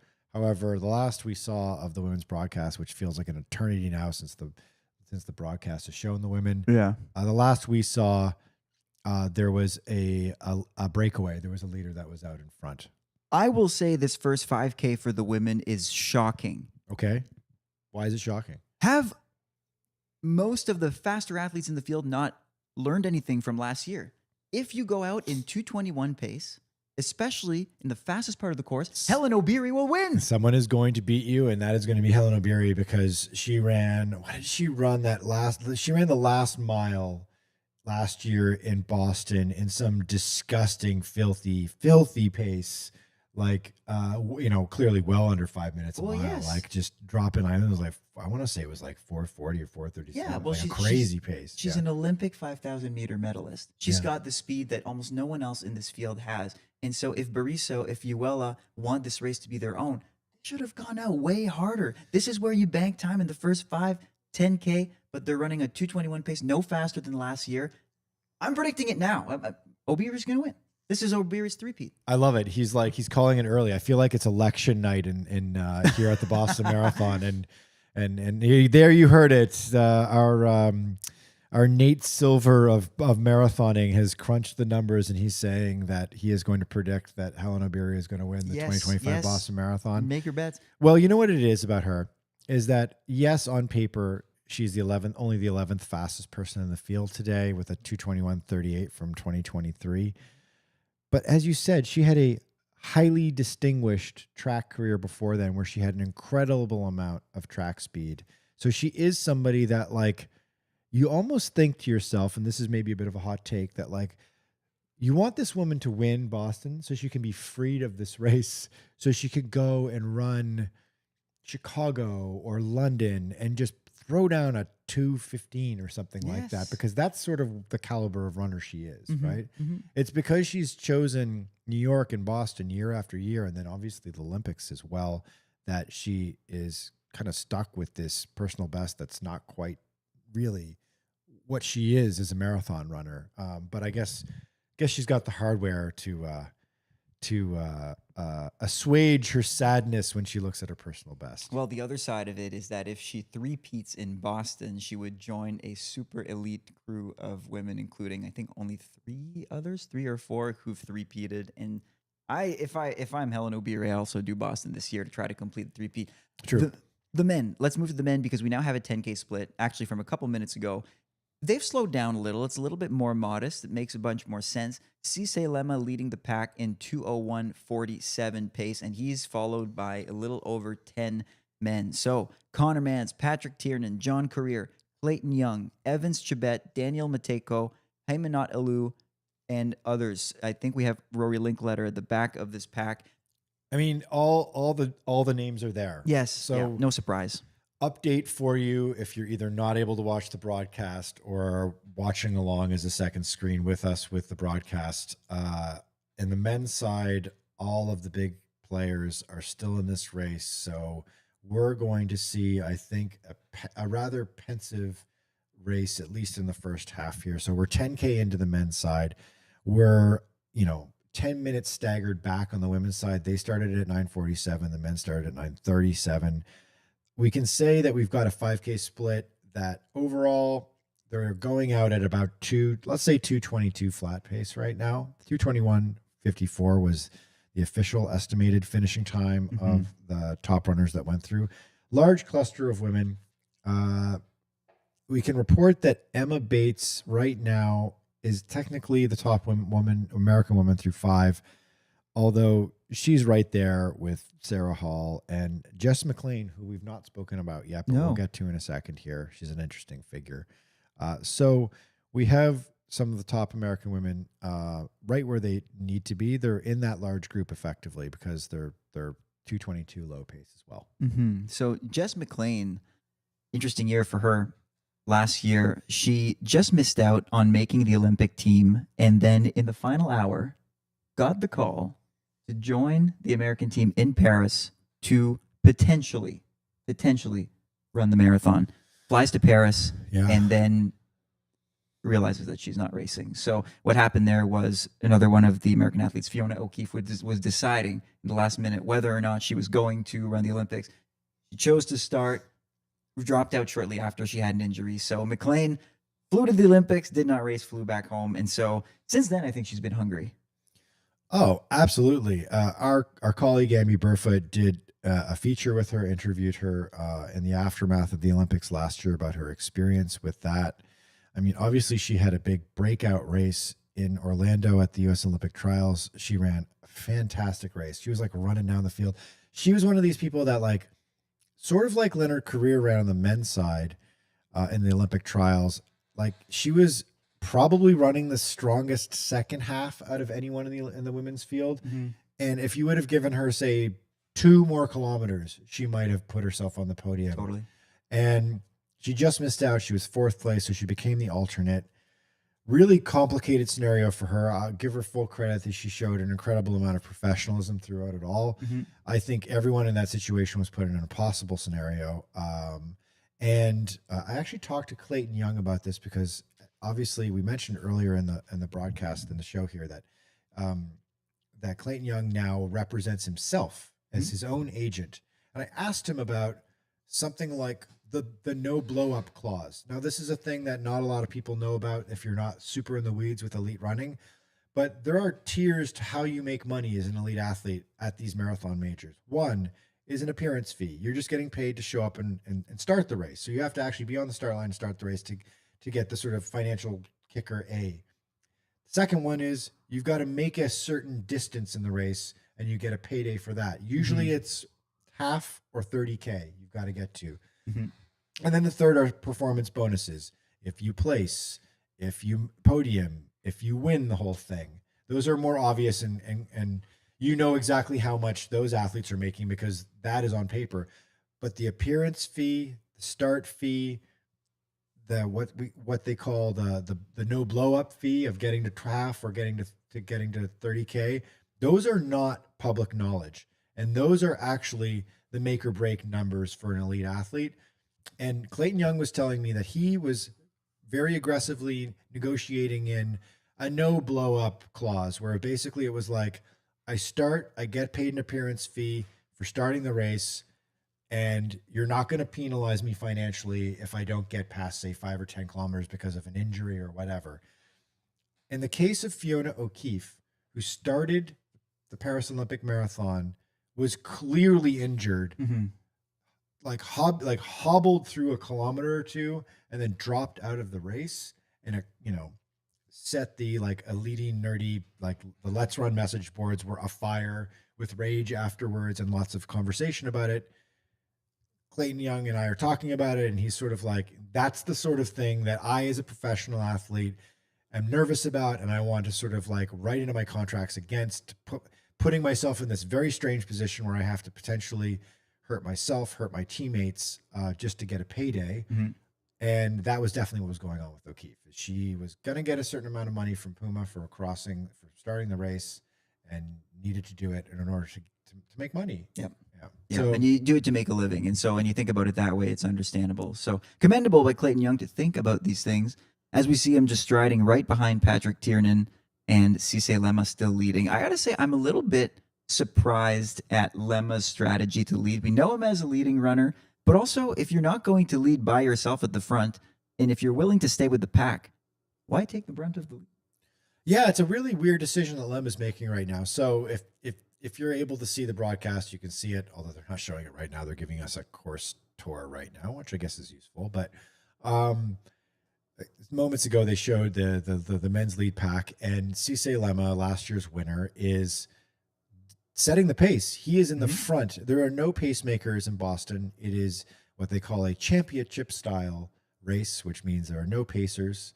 And Lemma is effectively operating as the pacer. Now, there's a lot of scientific research that indicates that becoming the pace bunny is the hardest, physically and mentally, the most taxing job that you can take on, and that there's a huge, huge performance benefit from not doing that. Absolutely. Sitting back behind that pacer, behind that lead person, Yes, and just letting them set the pace. So, Lemma must be feeling like the pace is a bit langid, and he needs to dial it up a little bit and keep things on program for him, because otherwise I don't know why he's doing that. The guy's 35 years old. He's run a million races. He knows what he's doing. So obviously there's a reason for him doing that. Mm-hmm. And then that gives a bit of rest to Connor Mans, who usually is the guy we see leading. So we'll see how this plays out. It's really good for Connor Mans. It is great for Connor Mans. Especially after leading that first 5K and running. I mean, he ran what was it? What was his 5K split? It was insane. 14:20 to start. And now the men are going to get close to 15 kilometers any second now. What's Connor Mans's 10K, road 10K PB? Because he ran a 28:52 in his first 10K. He's definitely run faster than that, but just put that into perspective. The first 10K of a marathon, you drop to 28:52. Of course, you have the downhill. These men have totally decided to bank a bit of time. So we now have a split screen. Okay, finally, we see a little bit of the women's race. Yes, hallelujah, and finally. Raman Tusa of Ethiopia is leading. So she's a 2:19 runner, a sub 2:20 runner. Looks like she's wearing the Adidas Pro Evo. So let me nerd out about shoes just for a second here, because last year, a whole year ago, we were at the Boston Marathon Race Expo, which is sponsored by Adidas. So there's a bunch of Adidas stuff. We met one of the Adidas product engineers, who told us that secretly some of the athletes might not only be wearing the Pro Evo 1s, but also a version of the Pro Evo 2s. Haven't heard of the Pro Evo 2s since then. This year, same thing. Same booth, same engineer, same question. Hey, are we going to see the 2s? And it's still under wraps. But he did mention that it was possible that athletes would be wearing it this year. So and that we kind of have this knowledge that the next version of the Pro Evo 2s will look a lot like the Pro Evo 1s. The Pro Evo 1s, if you haven't heard of them, are the fastest racing shoe in the world. They're the lightest racing shoe in the world. This came out before these crazy Puma ones. The drawback with the Pro Evos is that they seem to last for only one race. So I think that's what Tusa is wearing here, either the Pro Evo 1s or the Pro Evo 2s. I can also give you a little update here on the women's race and how the American women are going. So there's a lead group, the bus is being driven here by Tusa, and I'd say I'm eyeballing about 12 women in the lead pack. And then there's a gap. Mm-hmm. It's a gap of a few seconds. Now, the tricky thing when you watch a broadcast of a marathon, they're using a telephoto lens in the camera. And so there's what they call like a compressed field of depth of field. So you sort of like the the farther back you are, you see it, the objects in the rearview mirror seem closer than they appear. Than they actually are. So you see in the background Emma Bates, and I believe it's Jess McLean, and just almost out of frame is either Gabby I think Gabby Rooker, who I saw on Friday. I know Nell Rojas, who's also in Nike vest, is not racing today. She was a scratch. I think it's Gabby Rooker, although don't hold me on that one. But it's definitely Emma Bates and Jess McLean had drifted off that lead group and were probably 3, 4, 5 seconds back. So we'll get a split when we get that that next sort of 10 or 15, the 15K split in particular. We'll get a full view of what that separation is like, but it doesn't look like it looks like it's a contingent of about a dozen of the top runners in the field on the women's side, and then you've got Emma Bates and Jess McLean sort of floating in the background. So a 10K split for the women here, and they've picked it up. So after a pretty pedestrian first 5K, we've gotten faster. They're now on 2:18 pace. Amani Bariso leading Tusa, so they're kind of neck and neck. And we've been seeing Helen Obiri for the first time, trying to make her imprint on this race. So, okay, 2:18. This might be a little bit tougher for Obiri, but you can totally hang on to 2:18. I still think they got to go faster. I'm not changing my prediction. Obiri's got this in the bag. Yeah, so they dialed it up a little bit, and that's what explains that separation that's taking place here. There was a massive, massive field of like 30 to 40 runners beforehand, and now we're seeing a scenario where we're getting a bit of separation between, I'd say, the best of the best in the field. Yeah. One athlete to note here in the field is Callie Thackeray of the UK. Certainly the top British runner in the field, and 2:21:34 personal best. So this is a little spicier than she's used to, but you know what? Like, it should be within that comfort level as a 2:21 athlete. Although the gear shifting from 2:22 pace down to 2:18 pace is pretty taxing, but in the first half of this race, doable. I think for the women, the next 10K will be telling on whether or not they're trying to make this a fast or tactical race. It's not really clear at the moment. On the men's side, my eyes just keep going to Patrick Tiernan, maybe because he's tall. I interviewed him yesterday. He towers over me. He's a big guy. He's like my height. He's tall. Not taller. Yeah, definitely 6'2" or taller, and he's also wearing orange. But also, it's his stride, man. He looks very comfortable near the front. It keeps being Patrick Tiernan and Cisse Lema leading, and the men here are likely getting close to. Okay, we have a 15-kilometer split for the men, and they've toned it down a little bit. That makes sense because now they're starting to hit some flatter ground and not just some downhills. They're now on 2:02 pace, which is still blazing fast for all of our Americans. First half of the Boston course is always faster than the second half, so I'm not all that surprised. I'm actually kind of relieved that they've gone from 2-hour pace to 2:02 because it looks like many of these runners will probably be able to hold a similar pace. But Lema and Tiernan, Mukhtar Edris is being seen at the front too, who's one of the top contenders. No surprise. I think we're going to see Connor Mance and Clayton Young run together for a while. I think so too. I mean, Connor Mance, listen, he's having that breakthrough that I think every elite athlete dreams about, right? He ran in America. He broke that long-standing American record in the half marathon in January, running in Houston. You were a couple minutes behind him. I finished far enough behind him for him not to wait at the finish line. Let's put it that way. That's right. He noted that on Friday at the press conference that he doesn't remember you from the finishing shoot. He doesn't even remember my name. Yes, heartbreaking. Yeah. And he broke that American record, which I think was a real, obviously a real signature race for him up until this point. But I'm fascinated to see how he fares in the second half of this race after going out in effectively 2:02 pace so far through 15K, and that is not nothing. No. We are going to see whether or not our colleague and 1968 winner MB Burfoot is wiser than them all when it comes to the second half of this race and what the split is going to be from the first half to the second half, which is always an interesting thing to look at in Boston. But I like the way Mance and Young are running. They're in it to win it, which is, you got to put your nose in it, right? Like their coach, Ed Eystone, who's a competitive guy. He's a former Olympic marathon runner himself. he is the type of guy who says you got to just like get in there and you got to give yourself the opportunity to do something special, because otherwise nothing special is ever going to happen. Which in a way somewhat runs counter to Ambi Burfoot's longstanding advice that he doled out in a recent video that published on her channel, but also he gave again many times throughout the week. He really believes in this.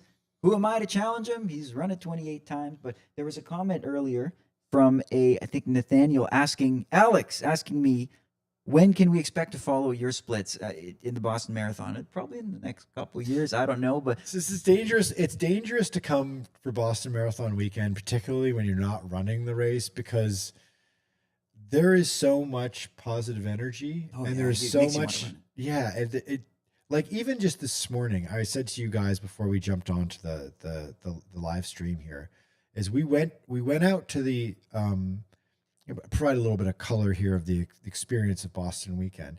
This morning, we went out with my wife who's running, and we met with our colleague, Caitlin Tossi, who's running, and her husband and her best running pal are also running. They're all going to run together.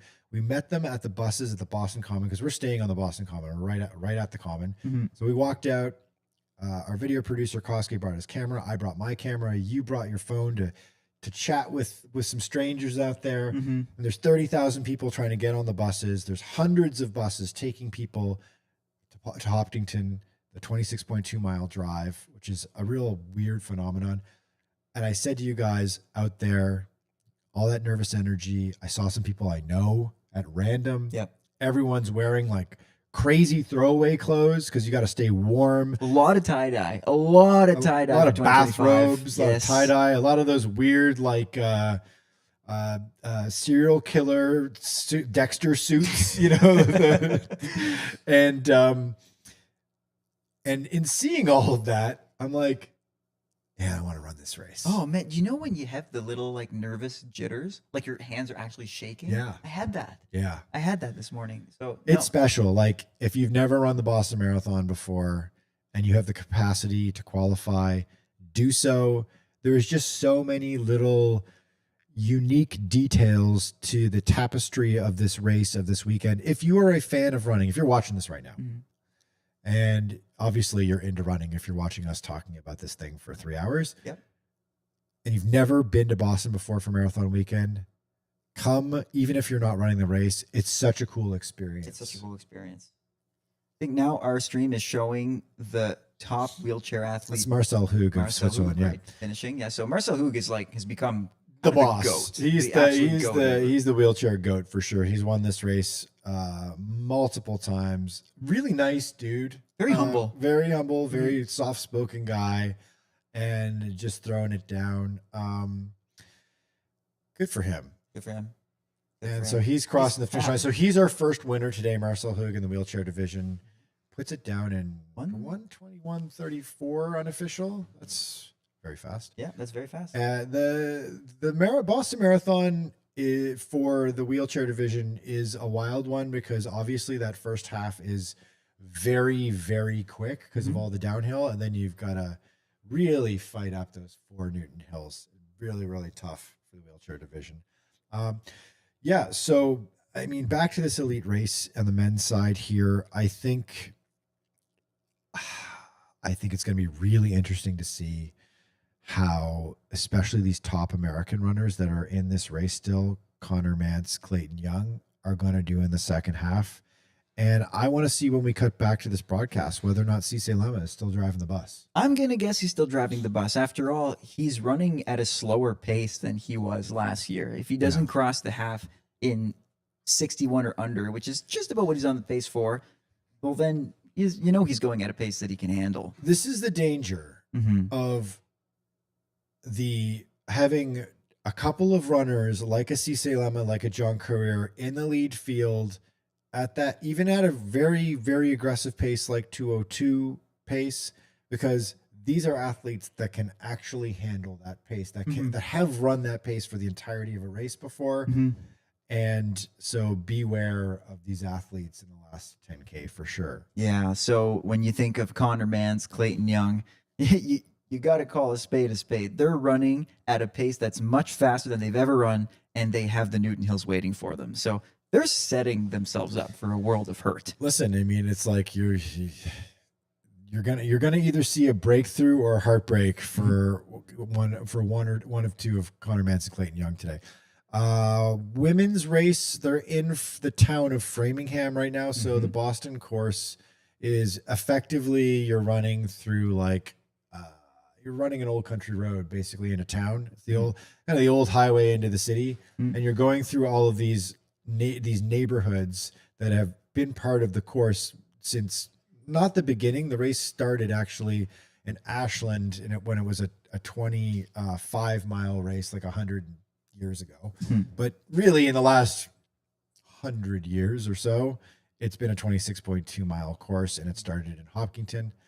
And so the women are now in Framingham, and it's still a good sizable lead pack, including Helen O'Beary and Amane Bariso as well. O'Beary running like a total pro, 2 or 3 bodies off the lead. Same stride, same loping stride, same on crazy shoe on her foot. So we actually were in the On pop-up yesterday. Yes. And if you haven't heard of this On shoe, it's kind of revolutionary. It's a bit old now. Like it's been out for a year. They're still very difficult to find, but they're these shoes that are, the upper is weaved by a robot arm. That's right. It's a robot arm, and they're called the Cloud Boom Strike LS. They're very fast. I tried them on. I put them on and I ran on this treadmill. It was like called a 3-minute challenge. Run as fast as you can for 3 minutes with these shoes on. They feel quick. What a crazy, bizarre thing to put on to do the day before the race. And the 3-minute challenge. We'll give shout out to Eli and the crew at On who put this together. I think it was among the best pop-up. It was impressive. I think it might have been the best pop. Adidas showed out nicely as well, but in a very different way. But On setup was amazing.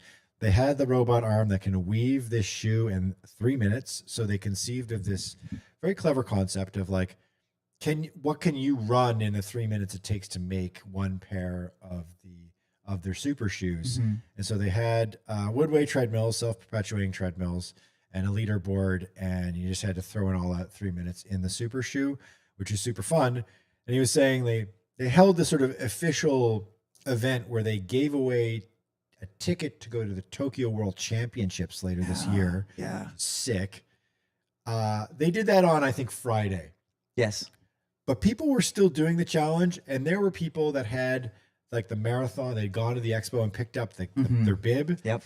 And this was yesterday, and they're like hammering out a 3-minute challenge. I'm like, this is not the way you approach the taper before the day before the marathon. This is kind of wild. Yeah. It was cool to watch. That was a glorified shakeout run, but yeah, probably the coolest pop-up that we saw. Those laceless Cloud Boom Strike LS. I'm still trying to get a pair of those. I'm very curious to see how they compare. We'll get a pair. And you can actually see them right now. If you're watching the stream, they're back to the women's race. And right in the center of the frame is Helen O'Beary in that white ombre fade to kind of green and then black shorts. It says Helen. Well, when you win Helen a couple with 2 times, Ls. Yeah, you get to have your first name on the bib. You go first name. And she's got these all white shoes that almost look like they got a little bit of like a gaiter or a collar to them. Yeah. And they're these laceless all white. That's the Cloud Boom Strike LS. Yeah. Shoe Sick names shoe. have become so confusing. I've run in them and I like them a lot. I think they're really good. I ran in them in New York and they got pop and they feel nice on your feet. Well, they're surprising because you would think that they wouldn't fit that well on your feet because you can't tie them. But they somehow managed to mold to the shape of your foot, even if they're not custom made for you. I didn't run them very long, but I didn't feel any hot spots. I mean, we'll put them through the full ringer when we get a test pair, and you can keep an eye out on our YouTube channel for a review. Make sure to subscribe to our YouTube channel as you're watching us here. If you're here, we're doing content all the time on the channel. Yeah. Alex pilots that project, and it's amazing.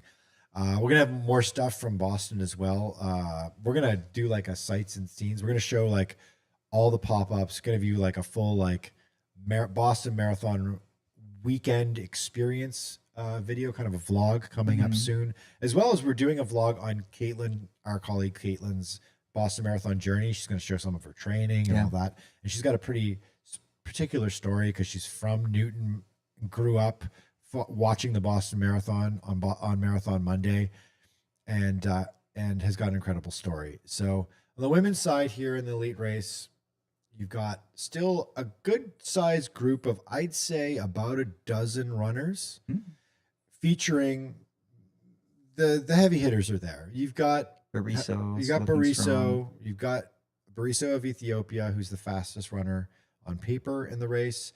And then you've also got Helen Obiri in the mix as well. And then on the men's side, leading through Wellesley here, Patrick Tiernan. I'm telling you, he looks very comfortable. There's no strain in his stride, finally relieving Lemma of lead duties. But it's hard to know which runner's feeling best right now, but Tiernan, Lemma, and of course Mance are looking very smooth. Rory Linkletter still holding on to the pack, still running behind pretty comfortably in the trademark Pit Viper glasses. So we've got a 20K split we can share with you as well, and that's got Tiernan, the Australian, in the lead. They're now pacing it out at a luxurious 2:03:35, 36, 37 pace.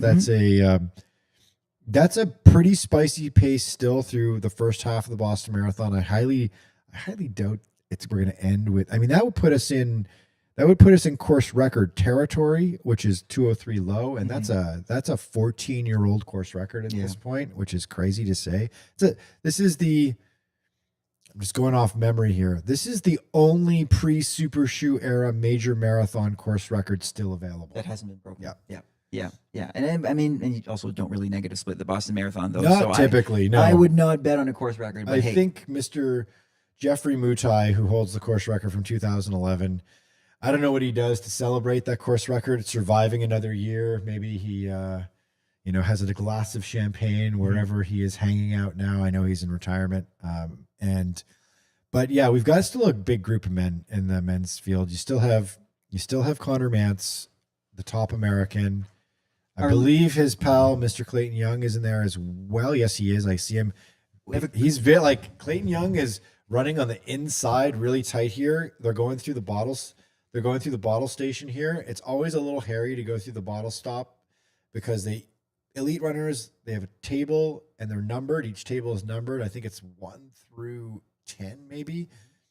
And you've got your bottle table number, and then you've got your bottle, which is labeled.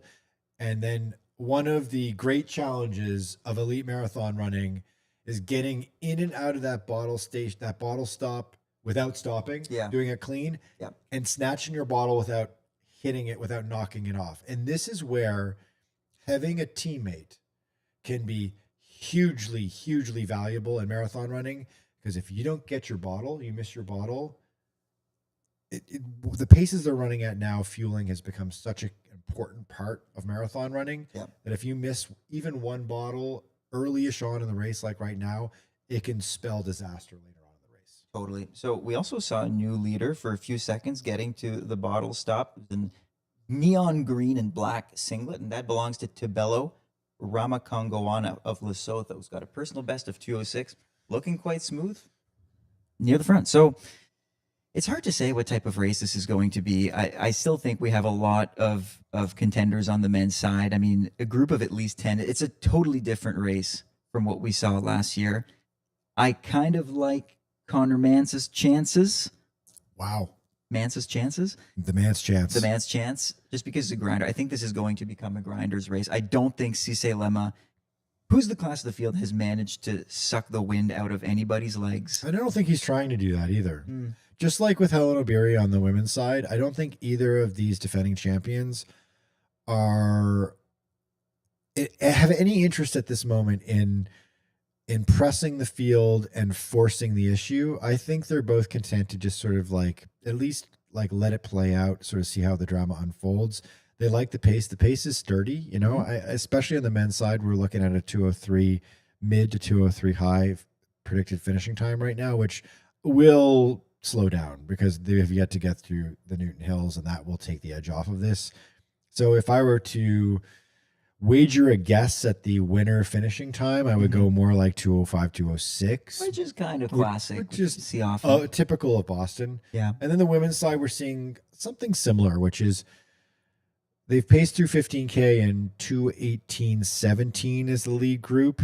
And with the edge off of that, you're going to see sort of like the 2:21 type range, which is a classic Boston finishing time as well. So we have a new American leader after 15K is Annie Frisbee. That's who I thought Annie Frisbee was in the group there. She, solid runner, ran the U.S. Olympic trials last year, and is a good marathon runner, and is somebody who, again, is probably looking much like Dakota Popane or a Jess McLean, is looking for that breakthrough, a breakthrough that Emma Bates, who's also one of the top Americans, had in Chicago one year when she got on the podium, and then also has done well in Boston in the past. She led the Boston Marathon a couple of years ago for a big stretch. So Frisbee with a 2:26 personal best, also running for Puma. Look, I don't want to speak too soon, but there's a lot of Puma presence in these lead packs on both sides of the race. I mean, we've talked about this before. I wrote a piece about this that,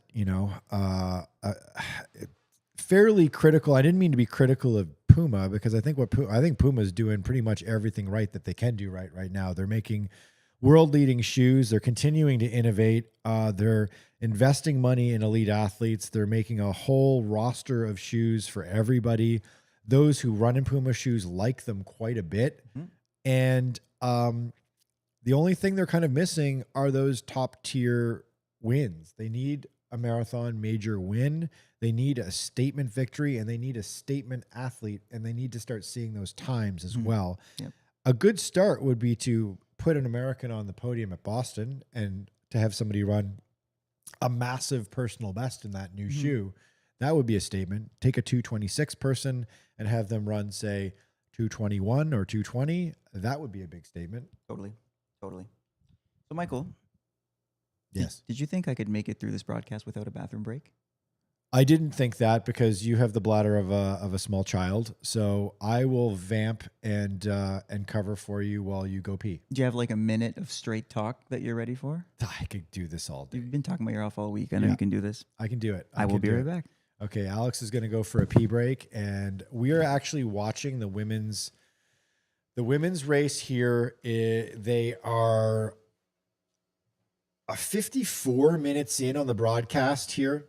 And you've got Bashiro of Ethiopia driving the pace now. So it's starting to stretch out a little bit. I think we're seeing maybe a little bit of a break here. We've got 5 athletes stretched out here. And we're going to see, I think Amani Bashiro has ratcheted up the pace here. She is the fastest runner in the field. She has got one of the fastest marathon finishes in history. She has run 2:14:58 a couple of years ago in Valencia, so she's got wheels. She's probably the class of the field. However, Helen Obiri, who is tucked in here at third place in a string of 4 women, is tracking every move and looks pretty good. So we got a break here, Alex.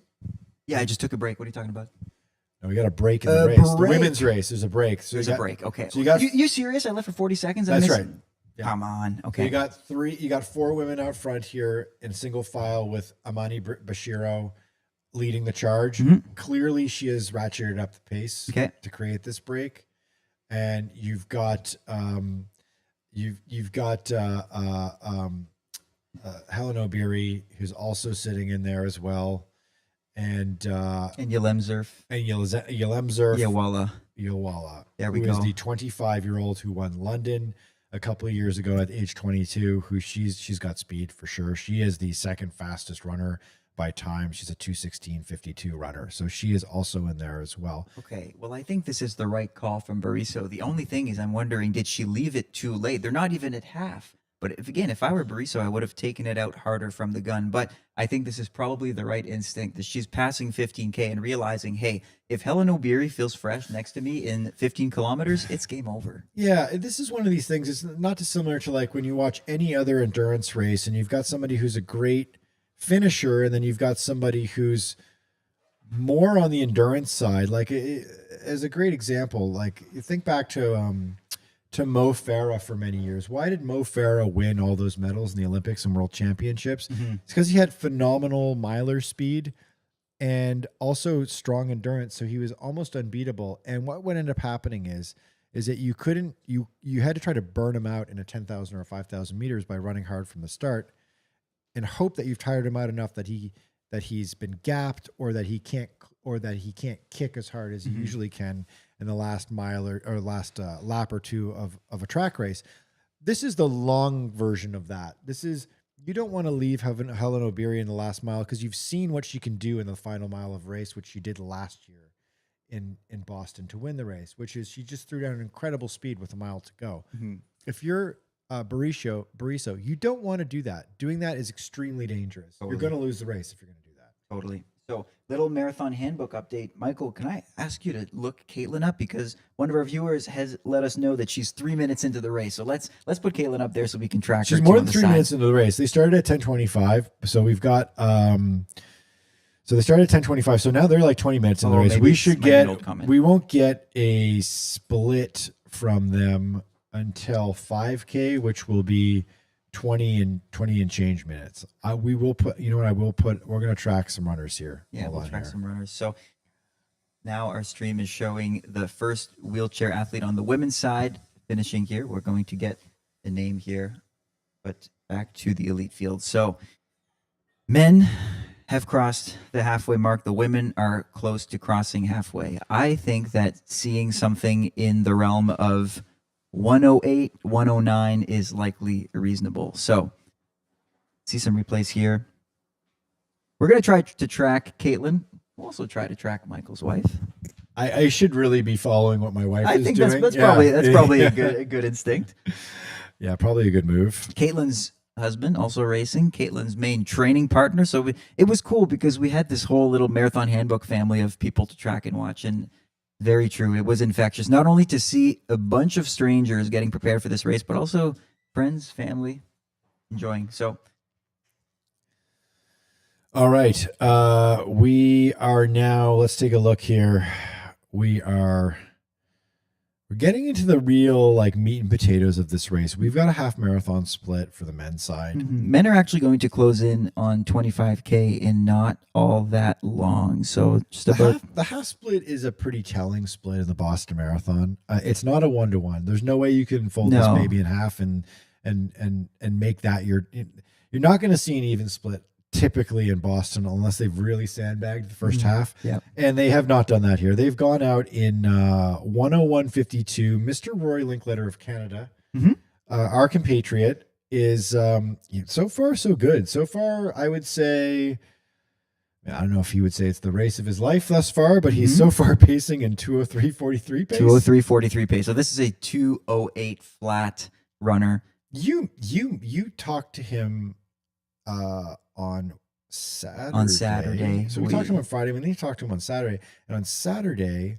he mentioned that he did a 1:02 workout, a half marathon workout in a long run. Yes. Okay. So Linkletter has broken out and he's a different athlete this year than he's been in previous years. And this workout was just bonkers. So it was 3 times 5 miles. Okay, so 3 times 5 miles with 1 mile of float in between each.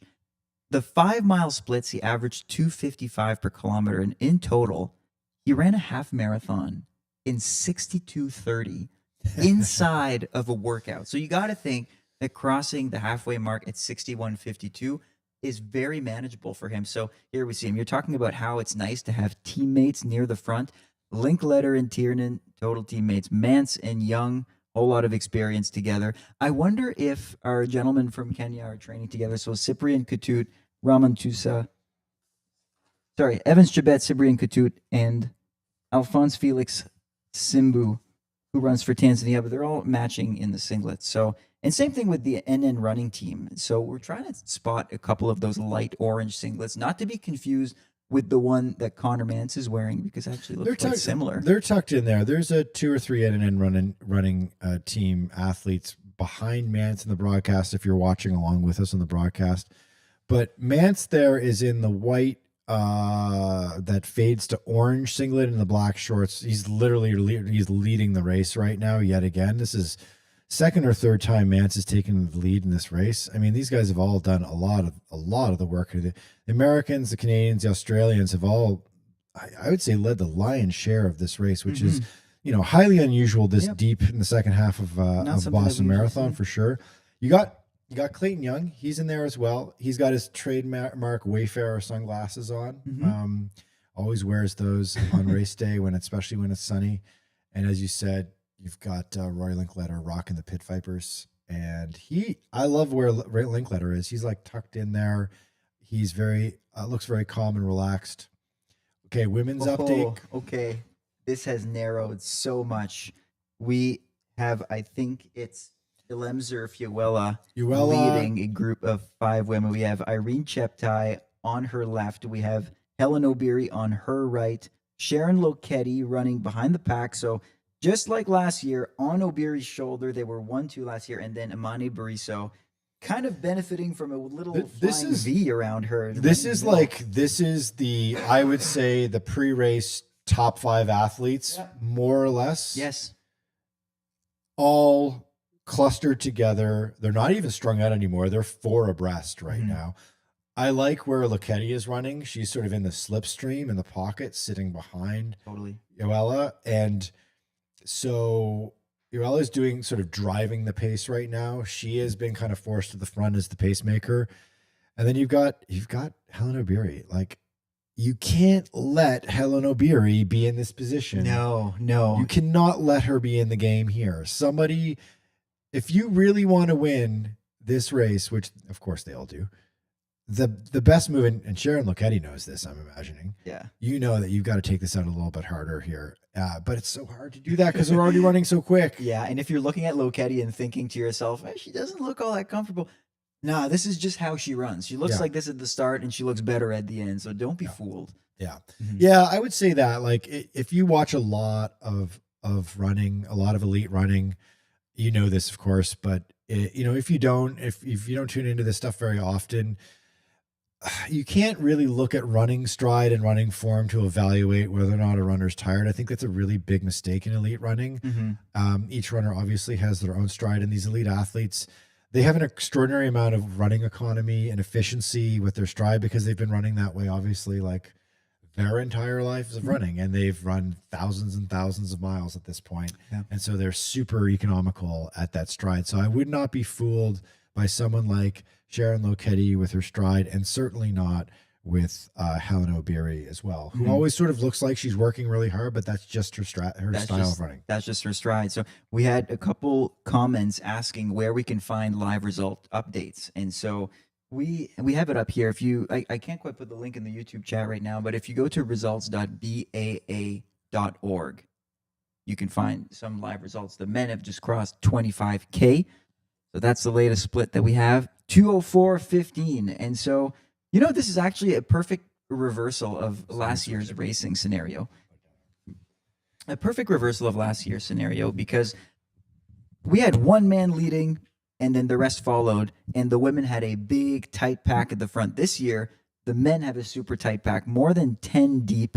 And yeah, it's like Michael said, it's the Americans, it's the Australians who are leading this, and also a Canadian and Rory Linkletter. So 10 men near the front and 5 women near the front. So on the women's side, we're getting really close to a half marathon split. They've just gotten faster. So the men have gotten slower since the start. The women have gotten faster, and I'm kind of relieved that that's the case. They're now pushing 2:17 pace, which is very elite. Let's remember, the course record, the Boston Marathon, is just under 2:20. So 2:19, dating from a few decades ago.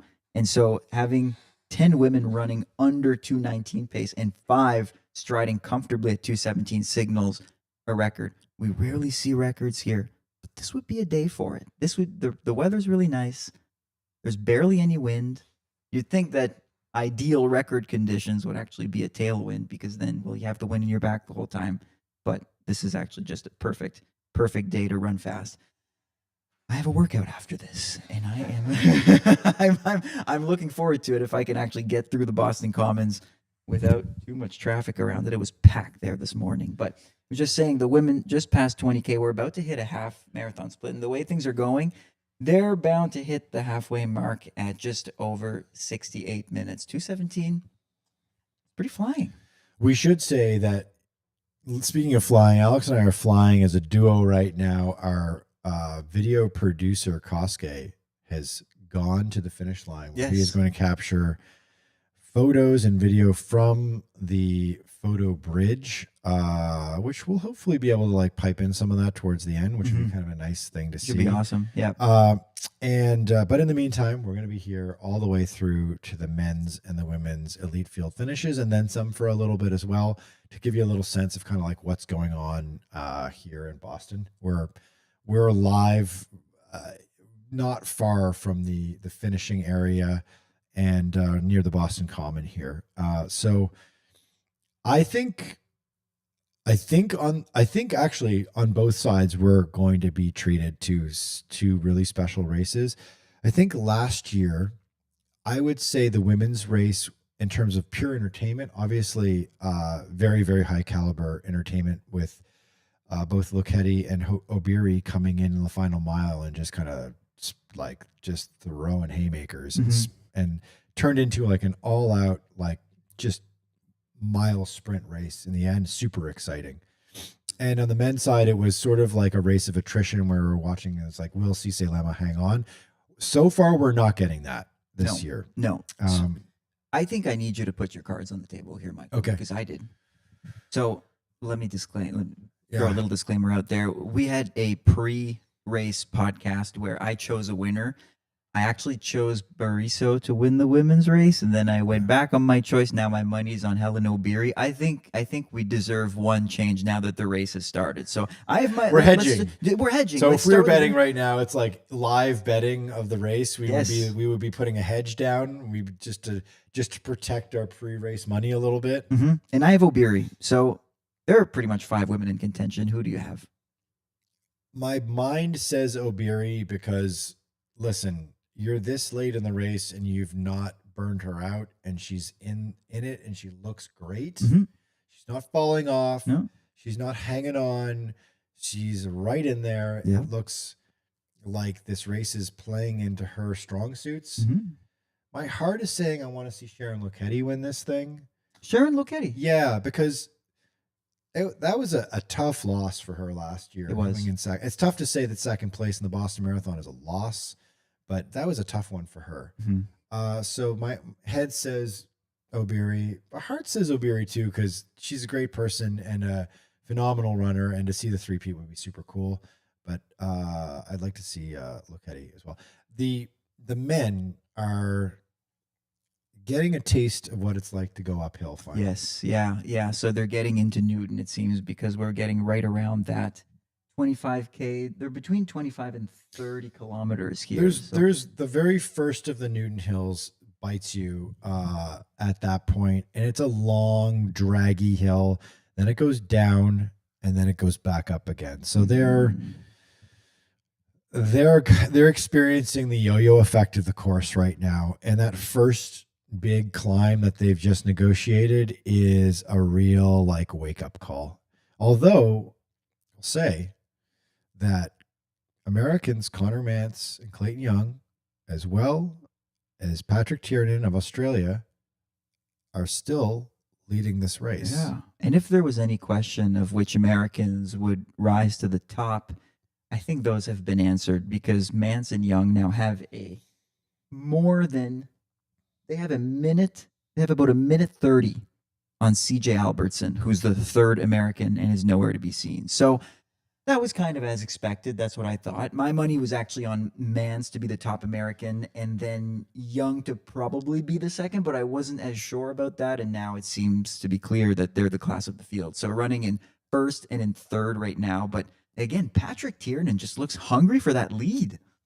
Yeah, I mean he's done the bulk of the leadership work in the second half of this race thus far, which can be dangerous, right? Because you're expecting an exceptional amount of energy leading the race. There's not really any wind today. The wind was negligible, a few miles an hour wind, nothing that's going to affect performance in any way.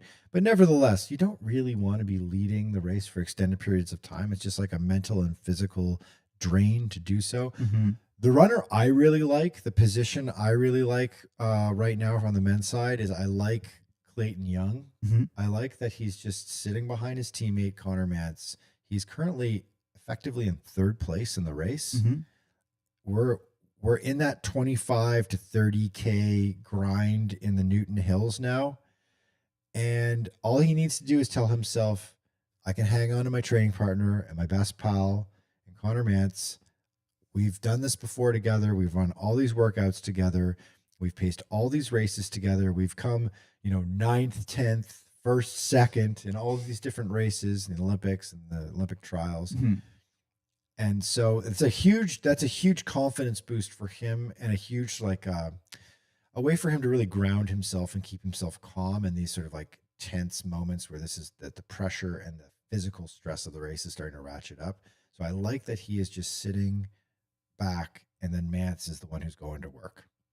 And the class of the field, Cisai Lema, who's been known to be a front runner, is running in 10th right now in the pack, but just nice and comfortably in 10th. Do you think that signals a bit of lack of confidence given that he's coming back from an injury, or is that just Lema trying out a different tactic and seeing if he can make it easier for himself than he did last year? I think if you're an athlete of the capability of someone like Cisai Lema, who is, literally on paper right now, the 4th of all time. Mm-hmm. And in terms of like athletes competing at the peak of their power, he is the fastest runner in the world right now, effectively, right? Because unfortunately, Kelvin Kiptum is no longer with us. Mm-hmm. And Eliud Kipchoge, although we got some really interesting insight the other day, which we'll share with you about Eliud Kipchoge, which is crazy. But Eliud Kipchoge, one could argue, is past his prime. He did not have a very good 2024, to say the least. Just got to switch the video here. You keep talking. So we have a bit of insight on Eliud Kipchoge, who we will see in action next week at the London Marathon. Now, I think it became somewhat of a fear of Kipchoge fans that his best days were behind him. I mean, he hasn't really been as dominant as he was back in the 2016 to 2021 era. He's had a couple difficult years, but we have reason to believe that he is at the top of his game. So yes, yeah. So we hosted a live event on Saturday night here in Boston, and we had some super special guests, including Amby Burfoot and also a Dr. Andy Jones, who's at the total forefront of sport physiology. Here's how much at the forefront he is. He texts with Eliud Kipchoge. That's right. He hangs out with him in the camp to get his biometrics, and he works super closely with him to see how he's doing, and he seems to think that he's at his best and he's ready to go. He said that Kipchoge has been reporting that he's been doing some phenomenal workouts and he's in peak shape. Yeah. And and that he said that by all accounts, the sense is that Kipchoge thinks that he can win London. Yeah. But would Kipchoge say something different? I suppose so. I suppose so. But Jones seemed confident that claim had some legitimacy to it. And this is a scientist. This is somebody so Andy Jones worked with Kipchoge and Nike on Breaking 2 and then the Ineos Challenge where Kipchoge ran sub 2. Really, he also worked with Paula Radcliffe in building Paula Radcliffe's career to the point where she set that phenomenal world record in 2:15 back in 2003. This is the guy that, like, I made the joke the joke that maybe didn't land very well, but like I was like, this guy is like the Forrest Gump of endurance sports science. Yeah, I don't think he understood probably not the best way to describe a high-level academic, but we were like, you probably never were called the Forrest Gump before, right? And he's like, no, I have no idea why you're calling me that now. But my analogy was not about intellectual capacity. It was about the fact that this guy has the movie Forrest Gump, where Gump is appearing in every major moment in 20th century history. Yeah. this guy appears in every major moment in distance running history in the last 20 years. He's there. Yeah. He's not only he's there, he's like riding shotgun. He's Totally. like helping these athletes figure out how to make these massive breakthroughs. So he was a fascinating guy to talk to. We talked to him for about a half an hour on stage.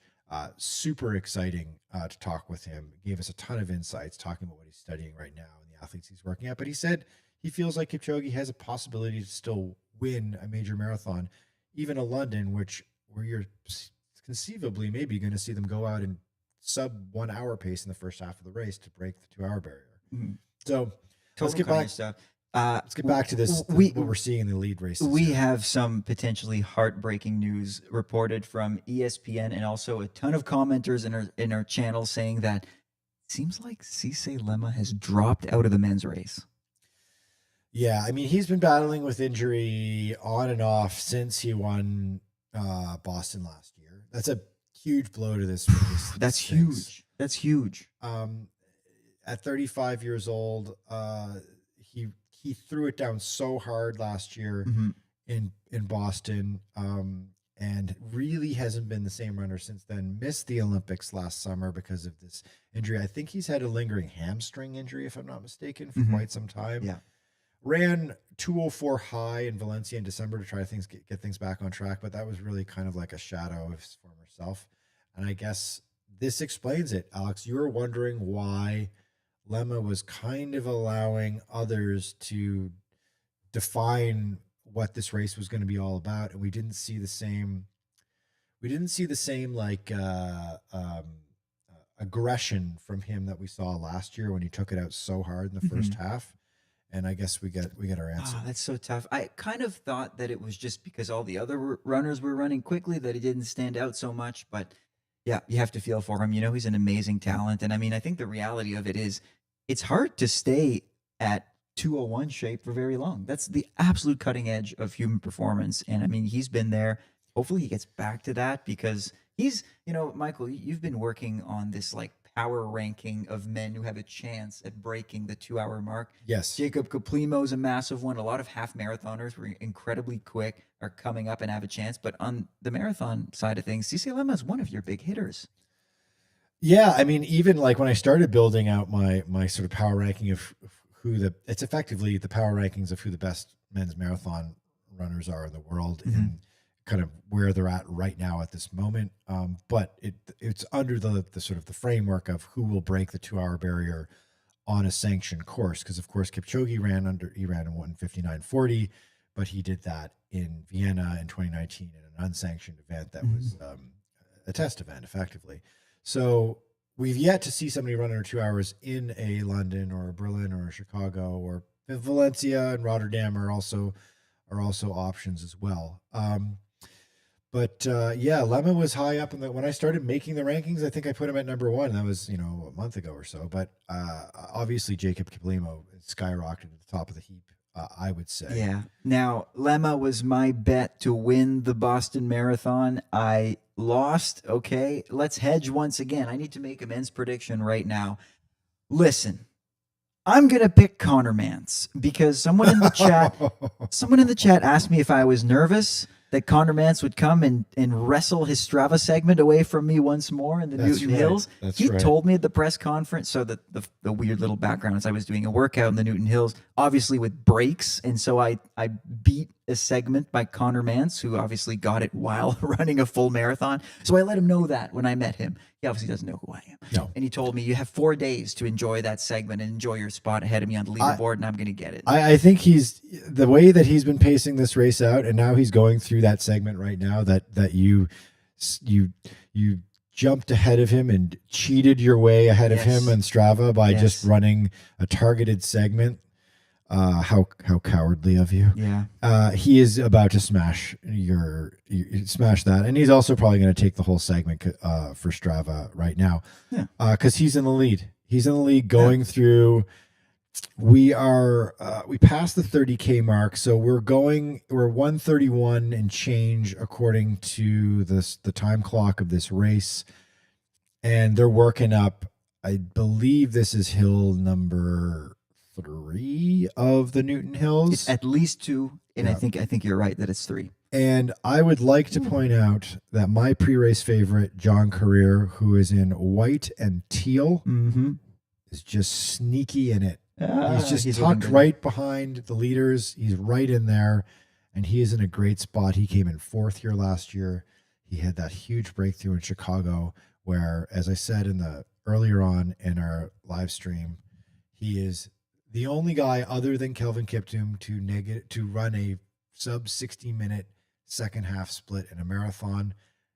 Let that sink in for a second. So this guy is capable of manhandling the second half of a race, and you need that capacity to be able to win the Boston Marathon. I do like Career's chances. We'll see how this develops. Funny to see many men running abreast on the men's side up until right now. The women, it was like a straight line. Amane Bariso has been trying to put her imprint on this race. This is it. She's trying to break Obiri. It's obvious. It's the smart thing to do. She's leading, and the other 4 women are chasing. So right now the women are going through Wellesley, and they're going down this notorious, sort of the last really generous, steep downhill on the course. It's a long, pretty crazy, screaming downhill, and you kind of curve down. They actually have a bottle station towards the bottom of it, which is, pretty tough.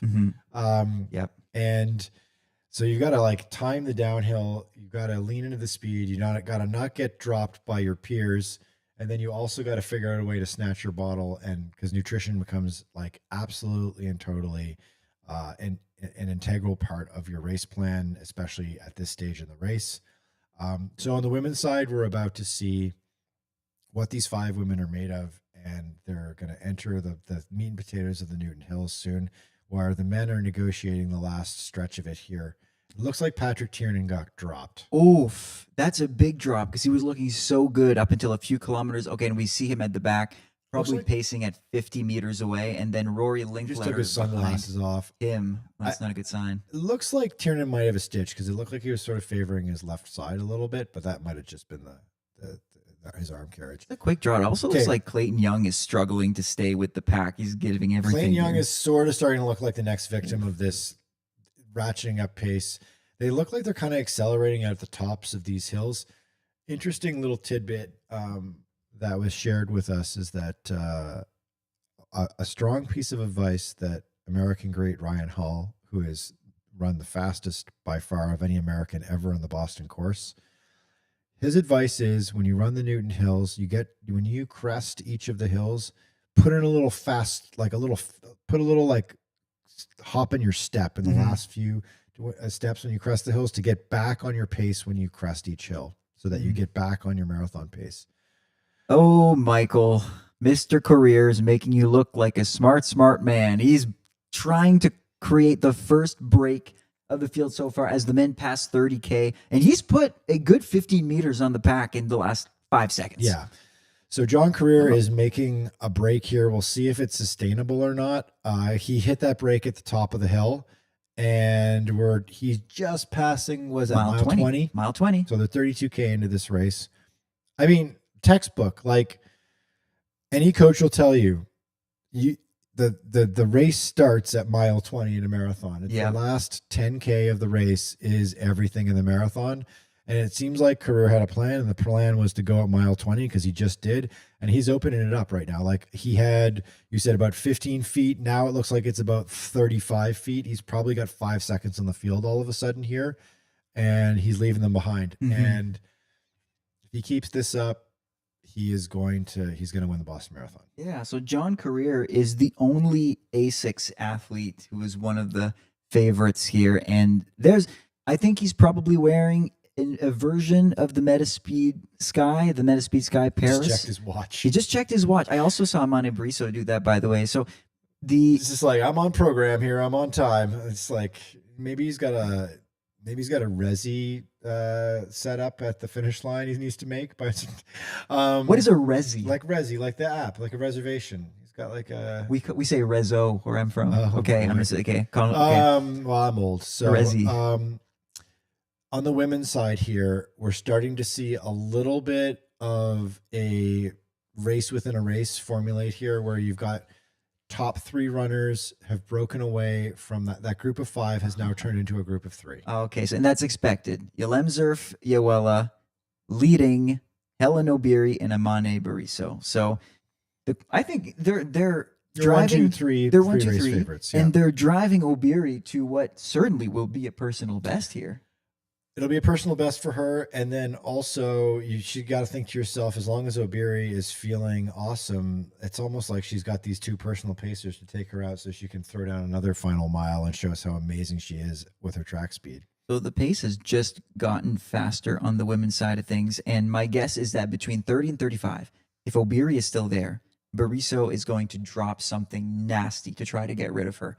And if Obiri is still there at 35, he will win.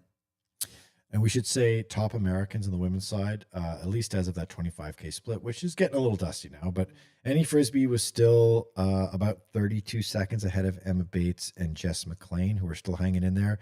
And they were pacing out at not doing too badly at not at all, just sub 220 pace. And in the case of Emma Bates, 220 high. So great days for all three of those American athletes if they can hang in there. Now, obviously, this is coming at a crucial point in the race where dreams go to die. Yeah. So, well, is it too early to predict a breakthrough race for Annie Frisbee, who's never run faster than 226, and here she is on 219 pace with about 15 kilometers to go? A little while ago, Chris asked us in the questions in the comments, is John Career still in the pack? We can report to you that John Career is not in the pack because he is now leading the race and has dropped the pack. And he looks like he is executing a perfect Boston Marathon, I would say, thus far. Now, obviously, there's a lot of distance for him to get to home base here, to get back to the finish line. He's still got upwards of 9 and change K to go, but he made his move. John Career of Kenya, the 28-year-old, I believe, made his move right at the 20-mile mark. It was like the sign was there, and he put the pedal down, and then he checked his watch and was like, "Okay, this is the pace I want to be running." Yeah, this spells trouble for everybody else because he's one of the best finishers on the planet. So his previous best in Boston, 207.40 from last year, fell off the podium. I think what happened last year was that Lemma was already too far out to become a victim of Career's hard finish. That's right. Last year's race, the guys that were chasing Lemma were kind of all over the place, and there was a bit of yo-yoing going on. I recall Evans Chibet, who we've not seen in some time, is kind of like fell off, then fought back again, and Career was just kind of slipped and ended up in 4th place. But then, I mean, I think he's unlocked something with Chicago. He winning a major, and in the fashion that he won that major, I mean, that's just an extraordinary run in October that he threw down. So he's somebody who now knows that he can just absolutely drive and command the second half of a race and put down some phenomenal splits in the last 10K in Chicago. And I will report on it when it's done, but I'm very interested in seeing what Career's last 10K split is going to be, because it looks like he's just thrown something extra at it. Interesting that this Boston Results website reports 21 miles. I'm not sure why that is. It kind of feels like a random distance, but at this 21-mile mark, gives you 5 miles to go type break. I mean, they just probably put these markers down so that they can get for the entirety of the field. They don't want a Rosie Ruiz situation where people are cutting the course as well, so they put these markers at very strategic points. Right there, you go. So at 21 miles. Career now has an 18-second lead on the chase pack. And the chase pack is only 4 men deep now. Mukhtar Edris, Alphonse Felix Simbu, Connor Mance, and Cyprian Katut. So, yeah, Evans Chibet falling off the chase pack. We have him right now in 7th place, pacing just behind Daniel Mateko, Patrick Tiernan, Rory Linkletter running in 8th and 9th. Keep an eye out for Linkletter and Tiernan, because this is shaping up to be a career race for both of them. They're on 205 pace. Now on the women's side, this is an interesting development that's taken place here. Okay. It was a race of 4, and it appears as though... No, I don't. I think our 4th is still there, and 5. No, sorry, there was a race of 3 before, and there you go. It looks like Sharon Lokedi has clawed her way back into this group. So they're going through the Newton Hills right now, and Loketti has shown her strength. I mean, she's won the New York City Marathon before. She's finished second here before as well. It is extremely hard to come back from the dead like that, and to get yourself back into that lead group when that decisive move has been made. But it was made, I guess, early enough and with enough of the Newton Hills available to her as a strong hill runner to catch back up with this group, which is crazy. Yeah, but what I think we're seeing is a microcosm of this women's race: the time trialers versus the all-out racers. Yelem Zerfiuela and Amane Bariso running in the front, both checking their watches a lot, because I think they care about the pace. And then the racers, Obiri and Loketti, right on their heels, just trying to hold on. And you know that they have grit. So I don't know who to put my money on at this point. It's cool to see Loketti once again coming in.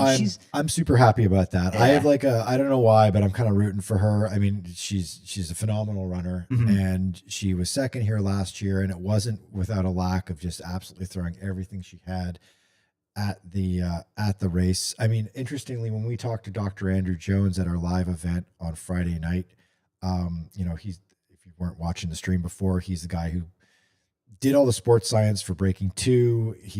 He worked with Paula Radcliffe through her entire career, through her breakthroughs, and he's the preeminent sports scientist, research guy, and distance running for sure in the world. And so he said that something that he's always strongly felt is that he feels it's like unfair when a broadcast is watching the closing mile of a race like Boston last year, and they're saying that's like, how bad do you want it? And like, it's this idea that there's this like huge mental component to these two athletes, and that's really the only difference maker, is that how badly emotionally, mentally, like how much mental toughness one athlete has over another. And he was like, actually, the science argues the opposite. It's like there are actually like just different physiological markers in each athlete, and it depends on your strength. And his effective argument was like, Helen Obiri just had more type 2B fast twitch muscle fibers than Sharon Loketti did, and that's why she was able to pull off the win. Yeah. It's very like sciencey of the guy. I loved it. Well, I mean, you got to think. A good point. Though. Yeah, it does. Like, I mean, if you're getting to the finish line, you got to think that both really want it badly. I mean, who doesn't want to win the Boston Marathon? Yeah. So we're about 20 and change minutes away from John Career putting the laurel wreath on his head, because he's just like he is putting on the proverbial Boston Marathon clinic right now. How do you run the last 10K of this race? He is all by himself.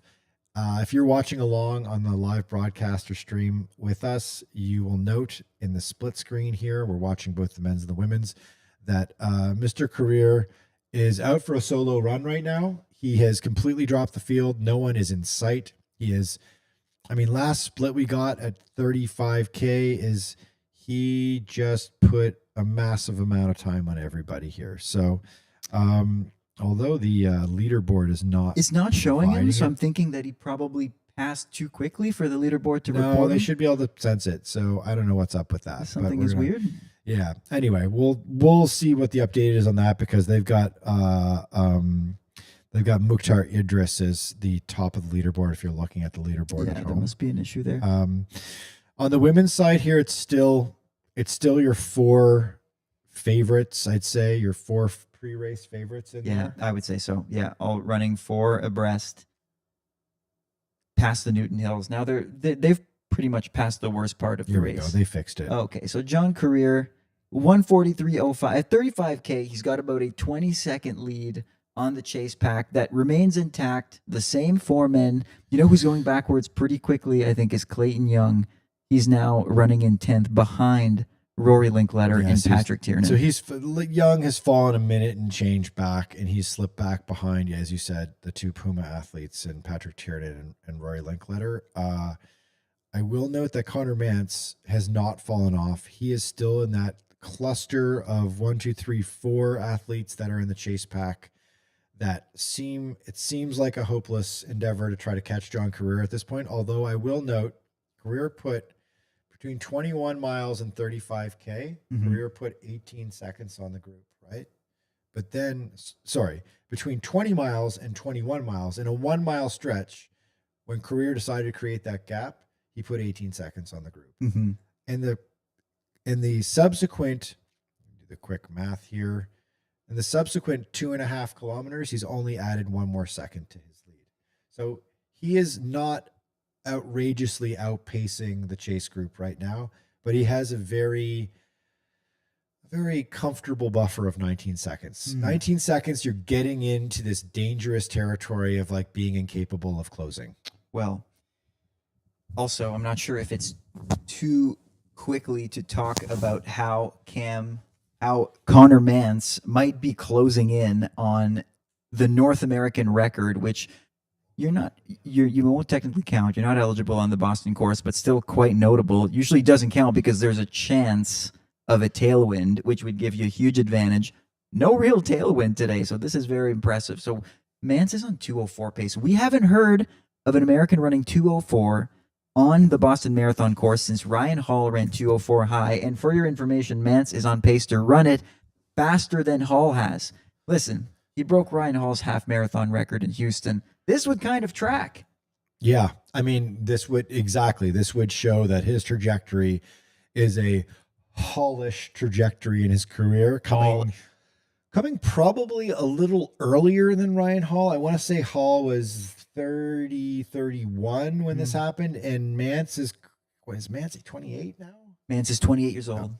So, I mean, Connor Mance running the race of his life right now. As you said, it won't count as an American record if he does run that fast time, because just like Ryan Hall, who ran in 2011 and ran 204.58, I believe, that does not count. It's like an unofficial American record because Boston does not count for records because of its point-to-point nature, and it is a net downhill, believe it or not. So just a phenomenal race by him right now. I'd say even if he were to fade back to 206, he would be probably pretty happy with it, all things considered. The guy's going to obviously a competitor, though, so the podium is, I'm sure, on his mind right now. On the women's side here, we're still seeing that group of 4 women. They're coming through a bottle station. They're in Newton. They're right in the middle of it, and they're grabbing those bottles. It's a little less stressful when you're dealing with 4, although it's sort of every woman for themselves. It's obviously a more hectic scenario when you've got a huge group earlier on in the race to get your bottle. But at the same time, you want to make sure you get that nutrition, because if you don't get it, you're starting to wonder, like, am I going to have enough to get to the finish line? It's like one of the big breakthroughs in marathoning, I'd say, since the advent of Kipchoge and Breaking 2 and Morton, and figuring out like how important it is to get X number of carbs into your body and get them into your body safely without any sort of like, GI issues. Mm-hmm. And that's become a real difference maker for athletes that are going to run, sub 2 hours on the men's side. And then now we're seeing sub 2:10 on the women's side. At least we've seen it once. So surely nutrition, a huge factor. And then pacing strategies as well. Yeah. And we're just about to see, I think, one of these groundbreaking performances today on the women's side. We still have 5 women pacing well under course record pace, 2:17.22. These four women are on pace for 2:17.22, which would be shaving off 2.5 minutes from the old record. So the course record, I should say, the course record on both the men's and the women's side in Boston, it's a unique scenario of all the majors in that the course records are both pre-Super Shoe course records, which is kind of unbelievable to consider. But they are by 2025 standards fairly slow. So, the men's is decent, but the women's number, it feels like it should have fallen long ago at this stage, but it hasn't. Yesterday, we have really good conditions and circumstances right now for that record to go down, because we have a scenario where it's 4 top women together pushing each other, and that will necessarily produce a faster result. I imagine so. Yesterday, we hung out at the finish line and asked a bunch of Boston Marathon hopefuls who were doing their final shakeouts what they thought the course records were. And most of them were able to guess the men's record within a minute, 2:02, 2:03. But no one got the women's record because they all thought it was faster. So I think there's a general surprise around the fact that that 2:19 still stands. So yeah, now it's just a matter of time to see someone beat it. But the question is, who's going to keep it and who's going to win it? I'll give you a little quick personal update from Marathon Handbook family. Let's hear it. Our podcasting teammate Caitlin Tossi, she's pacing 3:04:29 through 10K. Right on pace. So Good she's for right her. on pace for what she's trying to do. Caitlin, who we do our weekly podcast with, she's running Boston for the second time. She ran Boston as a charity runner when she was 20 years old. Her mom was sick with cancer at the time. She did it sort of like, she wasn't a runner back in the day, so like 2003, I think. And she ran it sort of as like therapy, right? And, you know, obviously suffered greatly because she was not a runner and she trained a bit on a treadmill, she said. But obviously you fast forward 22 years later, she has become a truly great ultra runner. Like verging on like world class in some respects. Like she'll show up at a UTMB race and finish top 10 on the women's side. Yep. And is dabbling in road running and is at Boston for the first time in all these years. Kind of a homecoming for her. She's from Newton, Mass originally, grew up watching Boston. And her goal is to get under 3 hours. Not today. She said she wanted to get in around 3:05, 3:03. So she's on pace right now. They're right on pace. Yeah. Now looking at the men's race, I'm looking at John Career run completely by himself. And you know who he reminds me of, his stride? No. Elliot Kipchoge. Yeah, he does have a Kipchoge in stride. You're right. Got that Kipchoge as stride. I can't really tell if he's smiling. We need a clearer camera to see, but so I'm not sure if he has Kipchoge's John trademark Career smile. is like a slightly more serious customer. Yes. I mean, not that Elliot Kipchoge is serious, but Elliot Kipchoge has that sort of like, he's sort of like, kind of like just operating and floating along above the fray. Yeah, he's exactly. Yes, he's the enlightened one. The Yoda of running. Really fascinating to see what Kipchoge does in London, but we can talk about that after. Women's side, we are now 143, almost 144 and we have on a new clock into Sharon the Lucchetti. race. Sharon Lucchetti is putting her print on this race. She's leading. She was dropped past the midway point, fought her way back, and now she's leading. You don't see that very much. It's almost as if the Newton Hills energized her. Well, I mean, listen, this is somebody who won New York, which is a pretty hilly course. Usually, if you're strong at one of these, either New York or Boston, usually you're pretty good at both because they're not exactly the same. Boston is definitely has a lot more pounding downhill in the first half, which is really the kind of like the most challenging, unique feature. The Newton Hills with Heartbreak Hill have got a lot of sizzle to them, but like I don't think they're actually the hardest component of the course to figure out. The hardest component of the Boston Marathon course to figure out is how do you run all that downhill in the first half so that you've got enough in your legs in the second half to survive those hills. Right. Whereas New York is more of like, it's like, I always say it's like a paved cross country course. It's just relentlessly up and down. You're going up and over several bridges, twists and turns, hairpins.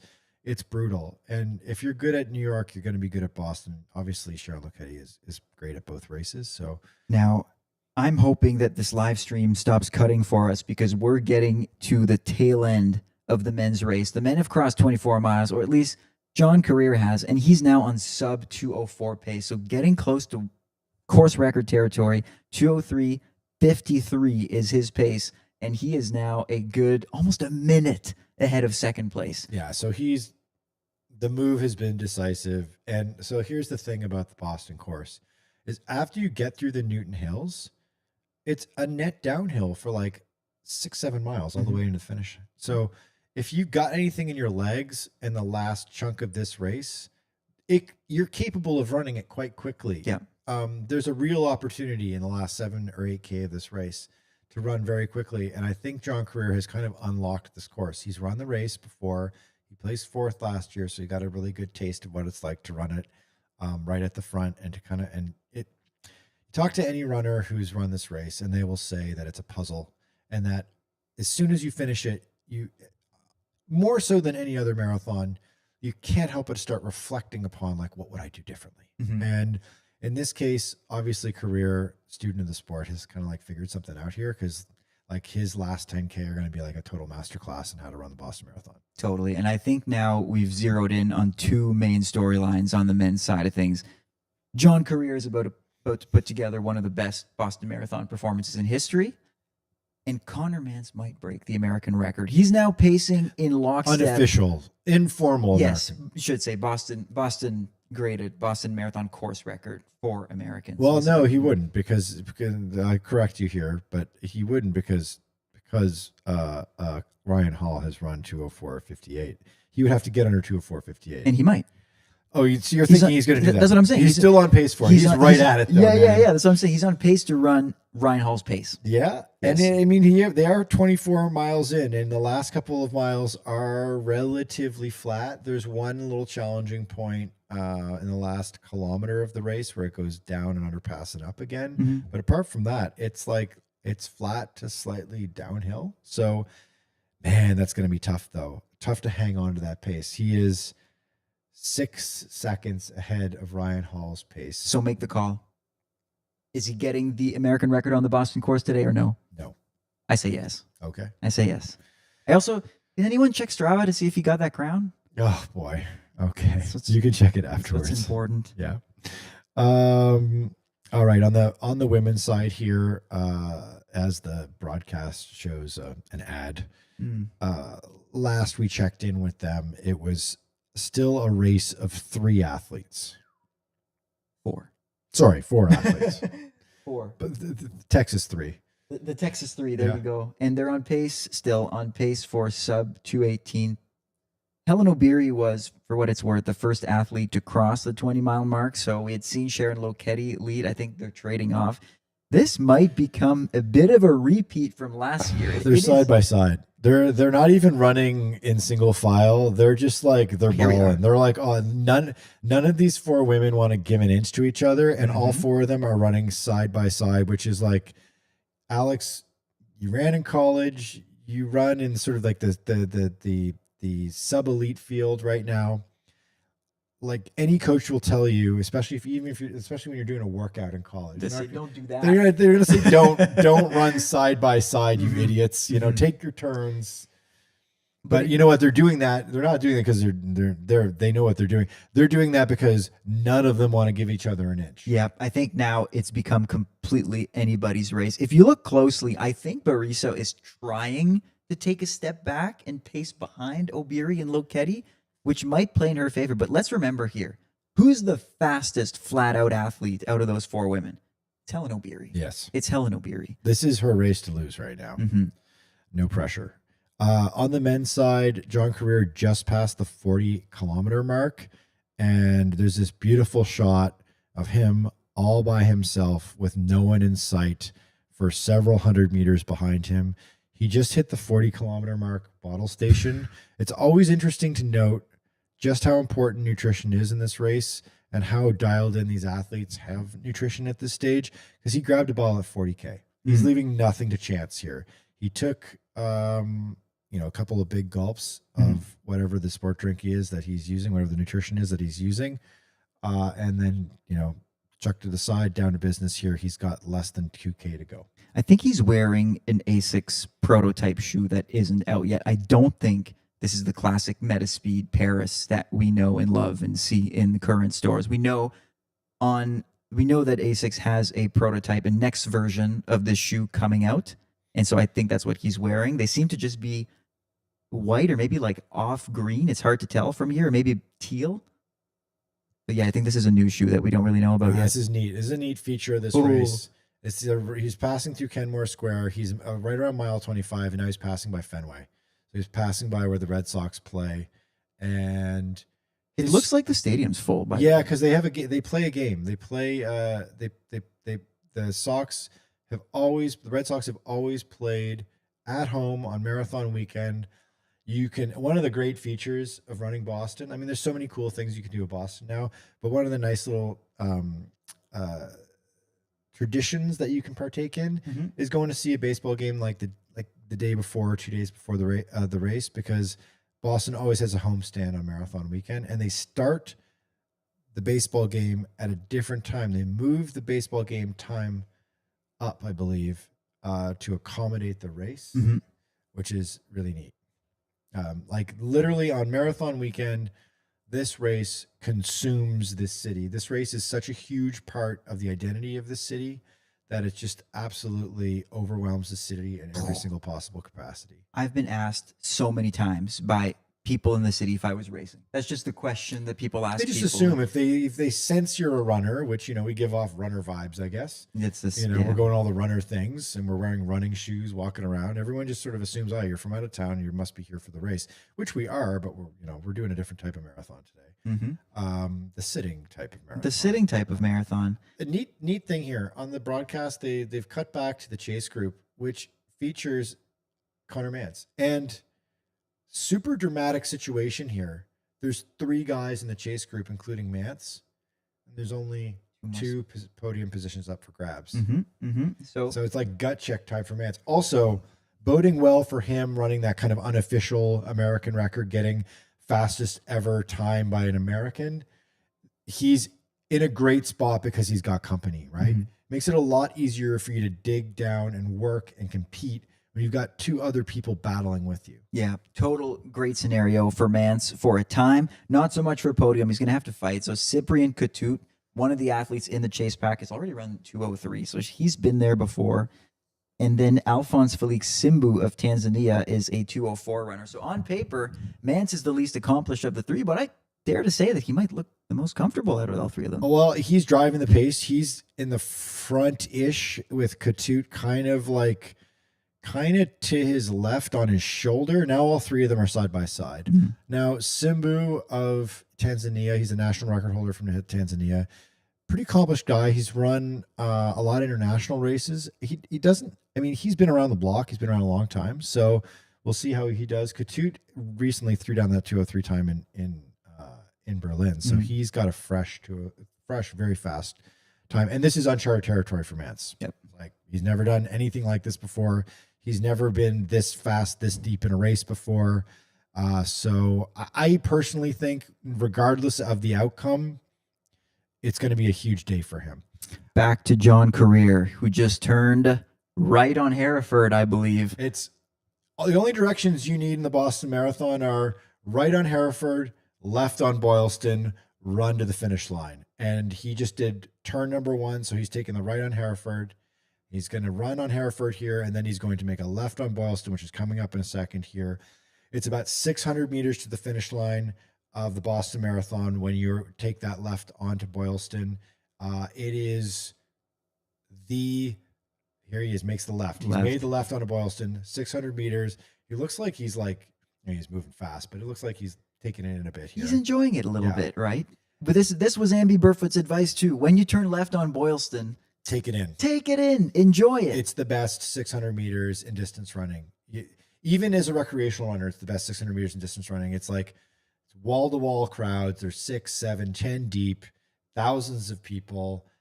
You get this crazy straightaway for 600 meters to soak it all in. It is the Boston Marathon after all. Now, so did you see John Career take a look back? We're getting new.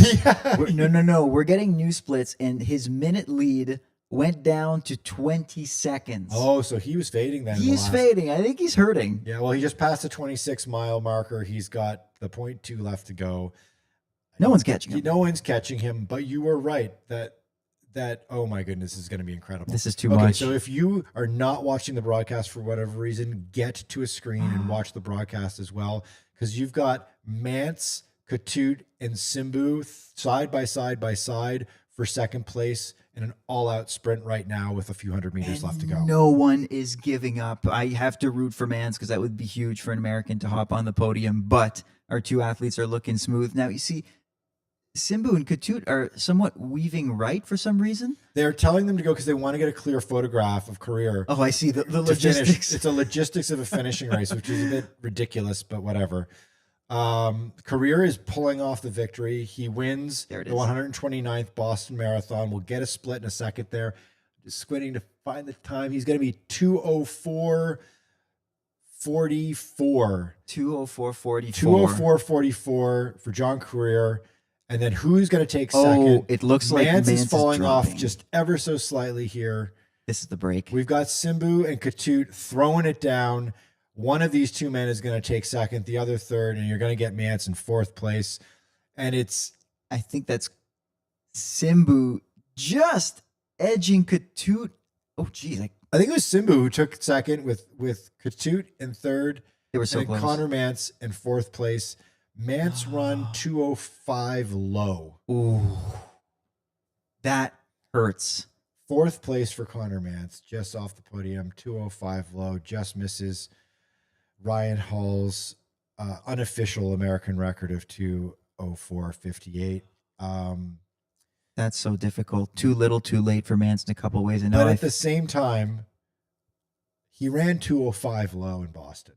Oh, this is a fantastic performance. This is a massive breakthrough. Yes. This is a massive, massive breakthrough in a great moment in American men's distance running. A huge breakthrough for Connor Mance.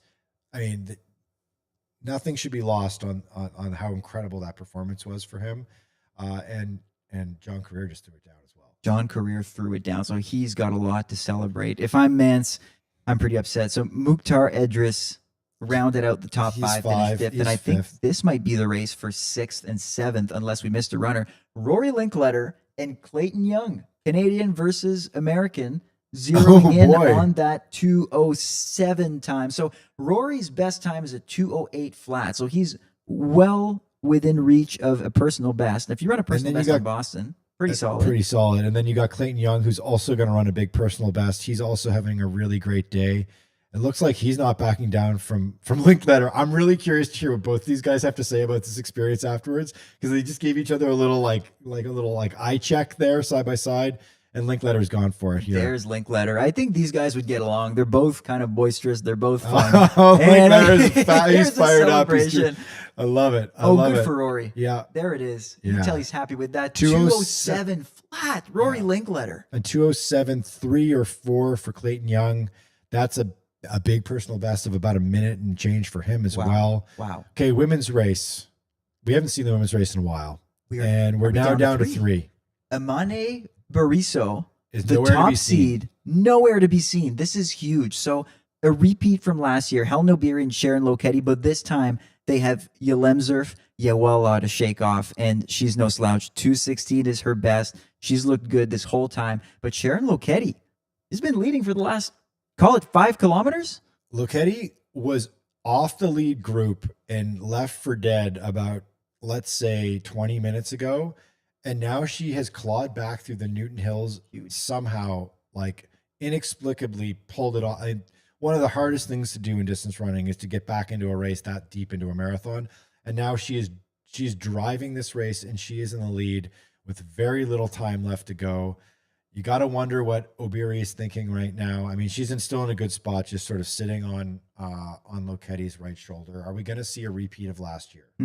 I think we've given Helen Obiri the respect that she deserves in our predictions and in our pre-podcasts, but we didn't nearly talk enough about Sharon Lokedi. I think we somewhat forgot about her because she was a tough customer last year, but Obiri got the spotlight. We focused on Bariso. We focused on Yehuela. And we might just eat our words here because Lokedi's looking very strong. I mean, as I said earlier on in our live feed, I have this sort of like my emotionally, I'm cheering for her. I want to see her win this thing. You did. I like the way she runs. I thought that her second place finish was an incredibly gutsy second place finish last year. I do wonder how things are going to play out here in the next couple of minutes, because it could be a repeat, although there is a third athlete looming here that we're not giving enough credit to. So Yelemzerf Yewela, a former London champion. She won it when she was barely 22. She's now 25. Can I toot my own horn a little bit? Actually, I thought I'd pick Bariso in the pre-podcast. Watch it. You'll see. I picked Yewela. No one's gonna go back and watch. I'm claiming everybody here. I'm claiming if Lokedi wins, well, she proves me wrong in all respects. But I think what there is to like about Yewela is that she is such an early career athlete who's clearly on an upward trajectory, and so I wouldn't be surprised if she has a lot here. I should note that in the comments here, Patson mentioned, I knew Wesley was waiting for his little brother. So John Career, who just won the Boston Marathon, I believe they become the first brothers to have won Boston. It's John Career. Older brother is Wesley Career, who won the race in the hot year in 2012. I'm just going off of memory here. I don't have the notes in front of me. I believe he won in 2012. Wesley Career, phenomenal, incredible performer, and really good like championship style racer as well. Yeah. And a really fascinating human being. I've spent some time with him over the years, and he's somebody who got involved in politics as well in his native Kenya, and it's just like a really interesting guy. If you can hear on the live feed someone screaming, there's like a kid in the hallway. There's a baby who's out of control. Yeah. Wow. Wow. Okay. Who hears this? I want to go and see if they're okay. We have a latest comment from Federico. Where are the first women? Someone tell me. I'm on Beacon Street right now. Oh boy. Okay. Where are the first women? Well, they're just crossing 23 miles, which would put them. No, they're closing on 24 miles. 24. So they passed 23. They've passed 23. Let's say there's like a 30-second delay from when we're seeing it to when you're reading this. So they're probably 23 and change right now. So they should be right there. They just moments away. Don't you worry, they're coming. Yeah. And there's still a trio as well, and we still have an uncertain outcome of these three athletes because none of them look like they're relenting at all. Look at this comment. My cousin Annie Frisbee is doing great today. Hey, says Dreaming Tree. Hey, Dreaming Tree, you're right. She's currently still the top American, but we've been giving her some shouts throughout. If she can get in under 2:26, that would be incredible because that's her PR, right? But careful, because she had a big lead on Jess McLean, and now that lead has been reduced to 16 seconds. So it's going to be a tight finish for top American. But Frisbee is still your top American right now. Big break. It'd be really cool to see another breakthrough from another quality American athlete taking that step up, and then you're getting just more and more of these top elite American women running and making big jumps. Like we saw big jumps today from the top two American men, which is really exciting. That pushes American men's marathoning into a new echelon. Yep. You get two guys, both. What did 205 and 207, 205 low, 207 low for Connor Manson, Clayton Young. That moves them up in the pedigree. I'd say, like, I don't know if you're doing sort of tiers of marathoning. Certainly Connor Mance has moved into a different tier. Absolutely. So Connor Mance, Ryan Hall, Cam Levins, when talking about top North American marathoners, the list is like ever short. Ever, yes. Yes. The list is pretty low and can only go with times. Obviously, massive legends here. We saw Bill Rogers a bunch of times this weekend. Yeah. He also deserves an absolute mention. So. And Frank Shorter. If you're like a real historian of the sport, no one expected to see Frank Shorter here this weekend. Bill Rogers was doing a talk at the expo, like kind of an intimate fireside chat with our pal Amby Burfoot. And then Amby called, he told us in advance, so we kind of knew what was going to happen, but they call up Frank Shorter, and the two of them are on stage talking about, the golden age of 1970s American distance running, at least on the men's side. And it was there were people gasping when he came up onto the stage. People were like, oh, I can't believe Frank Shorter's here. Yeah, people were getting autographs. 1972 Olympic marathon champion, like one of the true icons in distance running. So back to the task at hand here, we're seeing the three top women still. The pace feels like it's really ratcheted up here. It's 1, 2, 3, all three of them still. Lokedi is still holding that slim lead. She's just not giving up. You got to imagine in the back of her head right now, because we are going to get the 24-mile split any second here. You got to imagine she's thinking to herself, there will not be a repeat of last year. I am not losing in a kick to Helen Obiri a second year in a row. This will not happen. And I imagine we don't have a split yet, but I imagine that we are going to get a very quick split from her because she's probably trying to burn Obiri out. And we do have a split. It is 2:06:07. So they've dropped 15 seconds from their pace per mile from the last mile to this mile. and I saw it coming. There were a bunch of pace changes. Yewela, Obiri, and Lokedi all spent a bit of time at the front. You know how Obiri looks better now than she did 15 kilometers ago, and I can't explain it. Well, because she's in her like happy place. She's in her comfort zone, which is like VO2 max hurting. She can do that. You know, she's run on the track for so many years. She's a great 5,000 meter runner. She's got miler speed.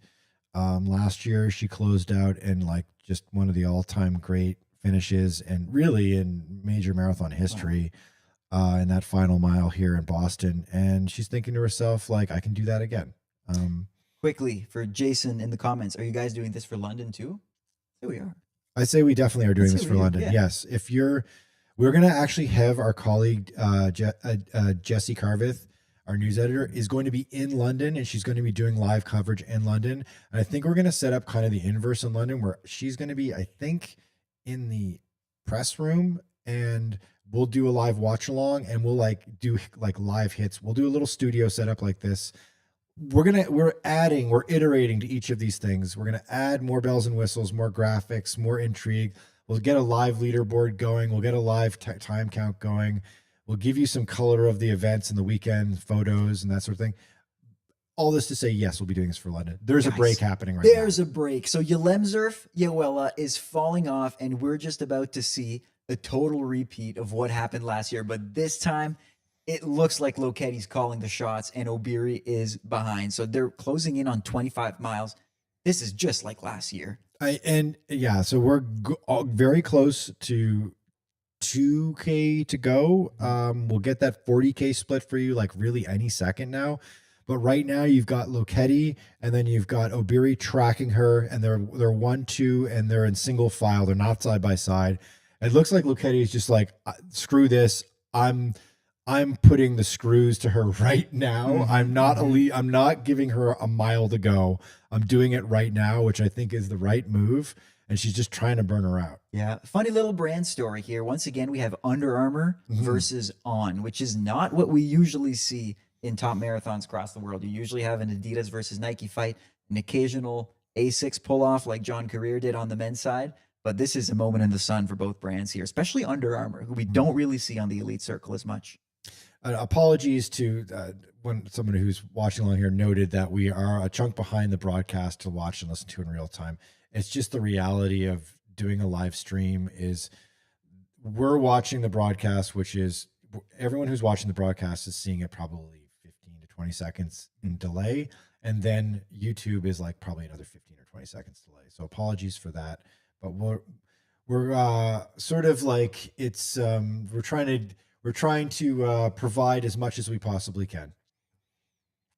So just getting a cut here to the men's winner, John Career. Yeah, so if you haven't been watching along, you're just jumping in here trying to figure out what's happened here in Boston. We can tell you right now that John Career of Kenya, the 28-year-old, has won the Boston Marathon in one of the fastest times in history for Boston. Yeah, 2:04:44 unofficially, 2:04:45 about unofficially. About less than a minute off of the course record. So, and we haven't seen something that fast in quite a while. And then on the flip here, the women's race is still playing itself out. It's in the final stages here. We're less than 2K to go. And they're getting faster, and they're now 2.5 minutes fast on pace for a 2.5 minute course record. So we're about to see history go down here. The course record was, I'm just going off the top of my head, Bernice Deba of Ethiopia, who trains in the Bronx, who ran it in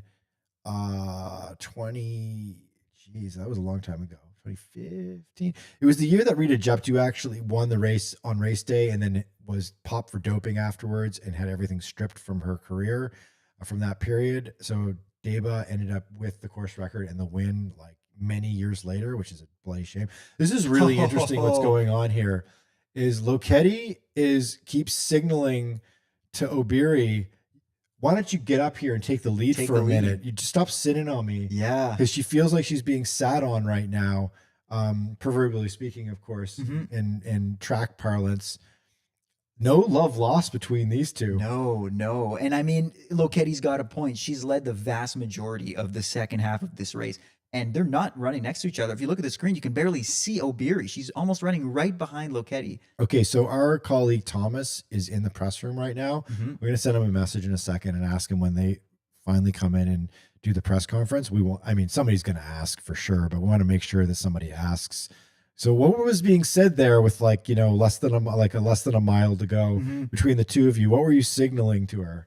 And my guess would be, you know, WTF. You yes, know, like, yes. Now they've just passed the 40-kilometer mark, like getting into on our stream at least. On our stream. So getting into the last mile, and now they're still both are grabbing water. the bottles. Yeah, just as John Career did, they both hit bottles at the 40K marker, which, you know, obviously signals the importance of like the fueling strategy and modern marathoning. If things have changed so much, even in the last 7 or 8 years, it's just 7, 8 years ago, you would not have seen athletes taking nutrition at 40 kilometers. They just would have they would have seen it as a too much of a risk to put something in your body at that stage, or to like fumble for a bottle or whatever. But the science points that it's so important to get nutrition even towards the end to fuel that final kick here. And also just like the brain science as well.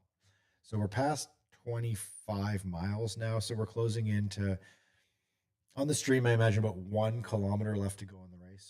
They're just about to go right on Hereford once again. One last downhill turn. So they're finished with the uphills here. And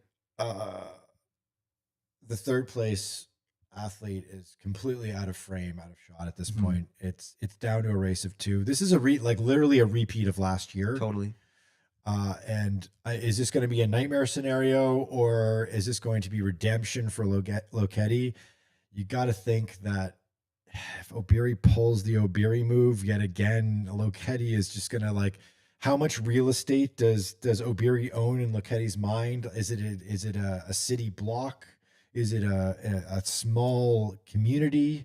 I think zero. I think zero, because I think Loketti is pissed, and I think she wants to get this win for her own. So if you want to know how to cheer, do you cheer for a potential three-peat in O'Beary, or do you cheer for revenge and redemption for Loketti? I don't know anymore. I cheer for either, because both are producing a phenomenal watching experience. And like, all we can ask for as fans of distance running is that these events be entertainment sports, right? It's like, it's really important that there's a show to watch and that people want to watch it and that it's like engaging, right? And I think all too often there's this sense that, you know, the marathon's not, there's like, it's just like 2.5 hours.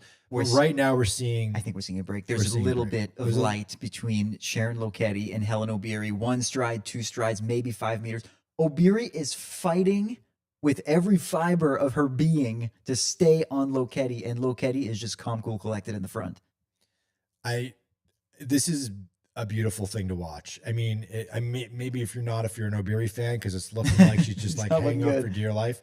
But as a fan of like masterful running, it's watching what Loketti is unfurling right now in this race. It's pretty phenomenal. That you got to go backwards 10 kilometers. She was left for dead in the Newton Hills. She dropped off the back. She was lost, you know, at 25K, and clawed her way back through the toughest stretch of the Boston Marathon, and is now seemingly, it's tempting to call this race right now. Like, she is commanding the lead here with less than a kilometer to go. Yeah, the lead is just getting greater between the two. And it takes so much discipline to let the leaders go away earlier in the race. Loketti probably felt like the pace was getting a bit too hot for her, knew how much that she could keep. You don't want to flirt with your lactate threshold that early in the marathon. Loketti knows that, obviously. A real great place to gauge just where each athlete is at is coming in and out of that underpass. And Loketti just looks like she put another 10, 15 feet on O'Beary out of that overpass, which to me indicates that it's a done deal. It's over. Look at Loketti and how she's moving easily. O'Beary is now broken. She will hold on to second place. Lokedi took one little look back. Are you a look back in a race guy, or are you a never look back guy? I've been a look back guy. I'm a never look back guy. Mean, the stakes are so high right now. Yeah, we don't run. We're not running for a living here like these two athletes are here. So yeah, maybe you might want to take a peek to make sure you're gonna, secure your 150 grand or whatever it's gonna be, right? Oh, and the course record is gonna be a significant amount of money on top of that, right? This is a big payday coming up for Sharon Lokedi if she can just hold on. So we've made, on our stream here, we've made the right on Hereford, and now we're gonna make the left on Boylston, and I think we can say it that Sharon Lokedi has avenged the 2024 loss and has really run a really quite an extraordinary, gritty, intelligent, beautiful race. Really, the second half of her Boston Marathon is something that's like might fly under the radar, but should be something that, like, if you're a fan of the sport, you got to study that one, because she came back in the Newton Hills. You don't come back in the Newton Hills. You don't come back. Your race goes sideways in the Newton Hills.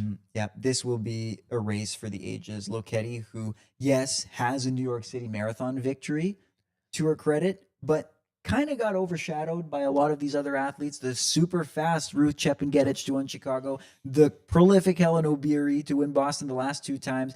Lokedi's finally getting her moment in the Boston spotlight, and I can sense that she's been waiting a long time for this. So let's see her finish here. This is clearly a course record. Clearly a course record. And we can call it because we have the results. Oh, here it is. Sharon Lokedi wins the 129th Boston Marathon. Unofficial time, 2:17:22. Amazing. A huge comeback victory for her after, I don't know what you want to call second place last year disappointment, but I imagine as a competitor as she is, you're so close. It's something that you probably are thinking about the entire year through. She also ran in the Olympics as well this year, where Obiri had her number in that situation as well, where Obiri got the bronze medal. But Lokedi this is a signature race for her now, a signature performance, a defining performance in her career. She's got a New York and she's got a Boston. And Under Armour has a Boston Marathon title. As a New York and a Boston Marathon. Look at that title. It's sort of the only race outside of New York. The only brand outside of we call them like your big 2+1, which would be Nike and Adidas, and then Asics, I'd say, is a third. Under Armour is making an argument for being in that mix of top 4 shoes if they can deliver an athlete performance of this caliber. They need to name a shoe after Sharon Lokedi. Just give her the shoe. Come on. Like, this is Jordan level performance here. So we've got Helen Obiri confirmed second place. A valiant effort by her. Nothing to be disappointed about. 2:17:41 is her unofficial time. Personal best?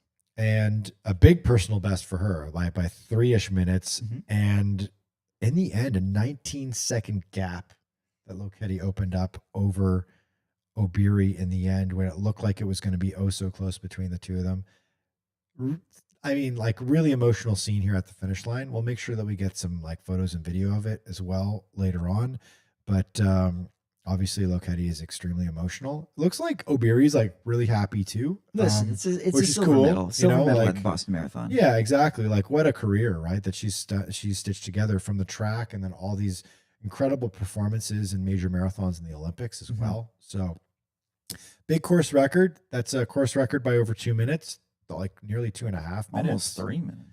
And I'd say easily the best race of Sharon Lokedi's life. And we should note that for fans of the sport that really follow the NCAA, follow distance running in the United States in particular, Sharon Lokedi's kind of like the adopted daughter of the U.S. because she ran for Kansas State in college and has been living and training for the most part in the United States for her entire adult life. And pretty amazing performance by her today. Oh, look at just the total joy. And she crosses the finish lines, hugging her friend or her mother or someone close to her. Yeah, that was quite the finish. Now, what's left to look at is the American race. So Annie Frisbee who had been leading for much of the race, much of the American race, has fallen to second. So she's now pacing behind Jess McLean, the American athlete who was called to the Olympics and then told that she would not be racing. She was the alternate. And after an injury to one of the American athletes, Fiona O'Keefe thought that maybe she would be racing, didn't get to do it, has been super hungry since then. And now she's about to win her first Boston Marathon, but she's just 10 seconds ahead of Frisbee. It looks like she's pacing much faster and she's on a much better trajectory, but it's not near over so far. Great performance by Jess McLean thus far. She's somebody who did not have an athlete sponsor going into the Olympic trials, from my understanding, and then subsequently partnered up with Brooks, and she's been featured pretty prominently here at the Brooks Hyperion House, which is the big pop-up on Newbury Street that Brooks puts together. And they had, like her shoes, and they had from her like American road 10-mile record, I think it was.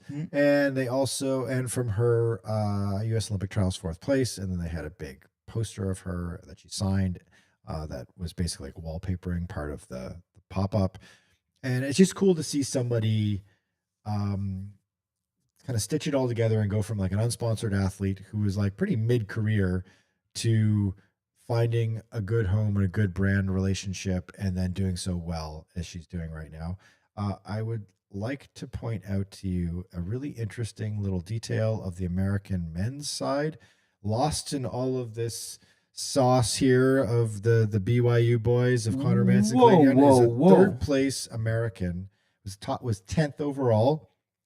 Ryan Ford, 208 flat unofficial. I can't say I know Ryan Ford. Me neither. I've never heard of that name before. I'm Googling Mr. Ford right now, which, by the way, really common name. So you got to do the old Ryan Ford runner. There are many Ryan Fords. Yep. He was not at the elite press conference. I'll say that. No, he was not. No. Oh boy, we're finding someone from Iowa State University who ran cross country. Is this? Yep. Looks maybe. There's like multiple. Oh, he's a Zap. I think he's a Zap endurance guy. Yep. New York City Marathon. He's got a 27:40, 10K. Okay. And he ran New York in the fall. And I'm reading a Zap endurance. He must be a Zap endurance athlete. And I'm just reading the blog about him here. And I don't even have a time. Yeah. So there you go. Congratulations to Ryan Ford. You've had yourself a heck of a day. Welcome to the top tier of American distance running, Mr. Ford, with your 208 flat. You're now in the territory that Manson Young were just in moments ago before they crossed the finish line and upped their game a tier as well. So just, really, really impressive. Like, kind of like, I hope that doesn't get lost in things here. I'm sure that the Let's Run message boards will be chattering all about Ryan Ford. Totally. And rightfully so. So we can learn more about him, but that's a pretty cool performance there. And we do have a finish from, we've got a finish from top 3 American women. Jess McLean finishes in 2:22:43, followed by Annie Frisbee in 2:23:21. Good for her to hang on. And then Emma Bates sticks in there too. 2:25:10 for Emma Bates. Decent effort for her. Let's get what McLean's finished in 7th overall. Really strong. Very solid. Strong finish for her. Look at this split here. So she split in 1:10:08. And so a positive split of 2.5 minutes. Fair enough. The start was quick. Between 10 and a half, the women went off quick, I think, unilaterally across the field. And then Frisbee let's get her play. She finished in 8th place. She was right behind Jess McLean in 8th place. Top 10 finished the Boston Marathon. 7th and 8th for those athletes is a pretty extraordinary day for American distance running. Yeah, 3-minute personal best for Annie Frisbee. Yeah. So Annie Frisbee's cousin, if you're still watching, you have a lot to be proud of. Yeah, exactly. Send her a little note of congratulations. Amazing. She deserves it. And then Emma Bates is in 13th place. She got 13th place. So she missed the top 10. I probably would have wanted more than that, but it's like, look back in the career when it's all said and done down the road, and you have a bunch of very strong performances and strong times, and you've shown out well and hung in there in Boston. So great performance by her. Nowhere to be seen still. Cara D'Amato, Sarah Hall, and unfortunately, in her last marathon, Des Linden. Not yet, at least. Not yet. We can dig up the put them in the tracker and see where they're at right now. So we'll talk for a couple more minutes here before we shut the live stream down. For now, we can say that someone asked earlier if we're going to do this for London. We're definitely going to do this for London. Totally. I think we'll up the game a little bit. We'll add a couple more camera angles. We'll add some more graphics. I think we've got our colleague Jessie Carveth on the ground in London next week. So she will be watching the race from the media center, and we'll plan to have her, we'll connect her in on the stream and talk to her live as to like what's going on and that sort of thing. And she'll be able to provide us a little bit of insights as to what's actually happening on the ground in London. It's an amazing race. It's such a good race. So yes, we will be doing this. And the plan is to keep iterating and evolving what we do here. So we will continue doing these live streams for the majors, these watch along streams. And yeah, really appreciate everybody following along. We had like a huge number of people. Yeah. I'm curious to see the last numbers, but it makes it a lot more fun to know that people are listening and commenting. And we love the comments because then we kind of know where you're at and what you're curious about. And like, we're all for like constructive feedback, criticism, things you want to see, things that you think we can improve upon. Like realistically, we're working, like we're putting this together ourselves with a little bit of budget for it, but we're going to add, there's some things we know we're going to add. We're going to add a live leaderboard. We're going to add a live clock. We're going to also add in something that I think will be fun for future ultras. Future feels like an ultra at this point. Future majors is switching cameras for one, because the cameras went out. Yeah, one thing that we're going to add is we're going to add like a little bit more like color of the event, like of what the event experience is like over the course of the weekend. Did we lose like both cameras? Yeah, maybe we did. Oh, there we go. There we go. So what we're going to add is, because like the Boston Marathon experience is more, obviously more than just the elite race. And we have been here since Thursday. We took in every single brand pop-up. There's this phenomenon that's taken place in Boston, certainly since the COVID situation, where the event really isn't at the expo anymore. Like the pre-race stuff is all now become these extraordinary pop-up shops all along Newbury Street, which is just south of Boylston and parallel to Boylston Street, which is the big ending straightaway in the Boston Marathon. And basically it's like runner's Disney World. Totally. Yeah. I just love walking through Newbury. It's the shopping center of Boston that just becomes something completely different and even more elevated during the weekend. And I feel like I could live here for a week, and we almost did. We have lived here for a week. So I mean, every major brand you can think of, even some of the indie brands, certainly obviously Tracksmith, because they've got their HQ here. They do special things. We went to like their exclusive invite only party on Friday night, and then there was a Brooks party, and there was an On party, and then there's like a million shakeout runs. Every brand we did a shakeout run with Nike yesterday where we got to jog alongside of Galen Rupp and Courtney Fredericks, and they had Bill Rogers there as well. Bill Rogers has been everywhere. He's been everywhere this weekend. It's his 50th anniversary of his win in 1975, of course, which was a watershed moment in American distance running. And so this is just like, it's a race where it's more than just the elite race and the race itself. There is so much going on. There's like the culture, the soul of distance running is thriving here for an entire week. We just saw Des Linden cross the finish line here in Boston. So she has finished her last race as a professional athlete. She is retiring from professional distance running at the well, she's officially retired as of now. Congratulations to Des Linden. Yeah. And what an incredible career, 2018 winner, and just like an extraordinary representative for the sport, like a true, like an icon in American distance running and a killer podcast. And so she gets to like focus more on, she's doing the Save the 10,000 meters track event with Kara Goucher. They've got their podcast together, and she's definitely not going away from the sport. In fact, she'll probably be even more involved in the sport than she has been in the last couple of years, having to kind of like cut the baby in half and focus on being a competitive athlete as well as doing all this great other stuff as well. So yeah, if you're a fan of the marathon, of distance running, come to Boston for Boston Weekend, immerse yourself in the center of the sport for a few days. It's extraordinary, and it's been a crazy week.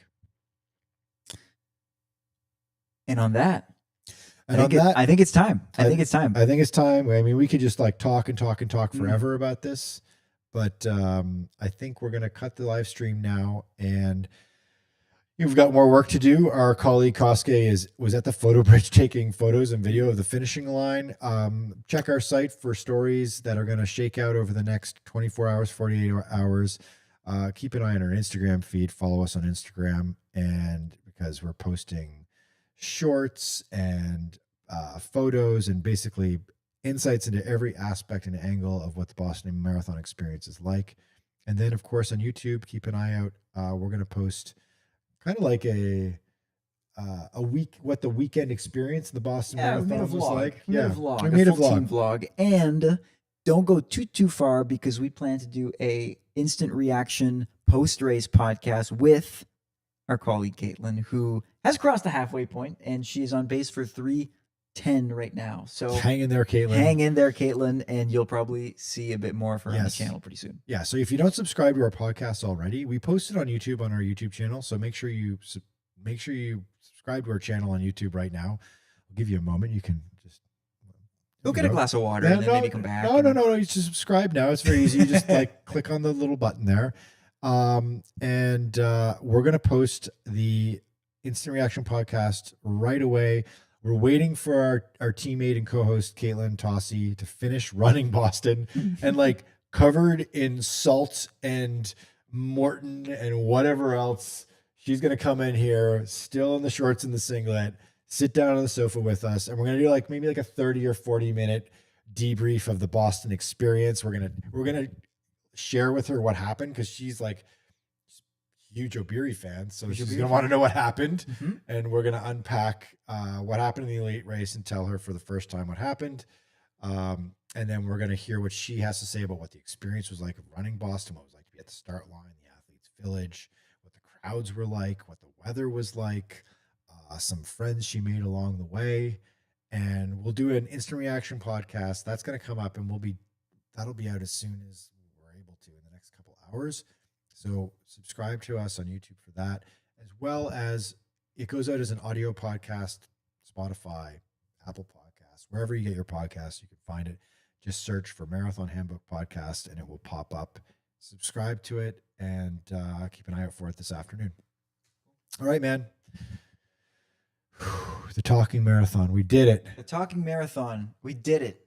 Now it's time. I got to go for a run. You got to go for a run. Sam Adams is calling my name. Although maybe I should go for a run as well. You're doing a workout. I'm doing a workout. Come at your own risk. Yeah, I don't know if I can pace you. I can pace you through the easy part, the warm up of the workout, and then I can just watch you run loops around the common. Well, company is always welcome, but if not, maybe I'll join you for the Sammy Adams. Okay, so keep an eye out on this feed for next week. Subscribe so that you get notified as to when we do our live watch along stream for the London Marathon, and then of course keep an eye out for other major events throughout the year, including the other majors where we're going to be live in Chicago. We're going to be in New York for sure. We've got our colleague in London. We're going to do a live podcast in Chicago and New York, is my understanding. We'll see about Berlin. But until next time, thank you for watching the stream, and we'll talk to you next week. Until next time.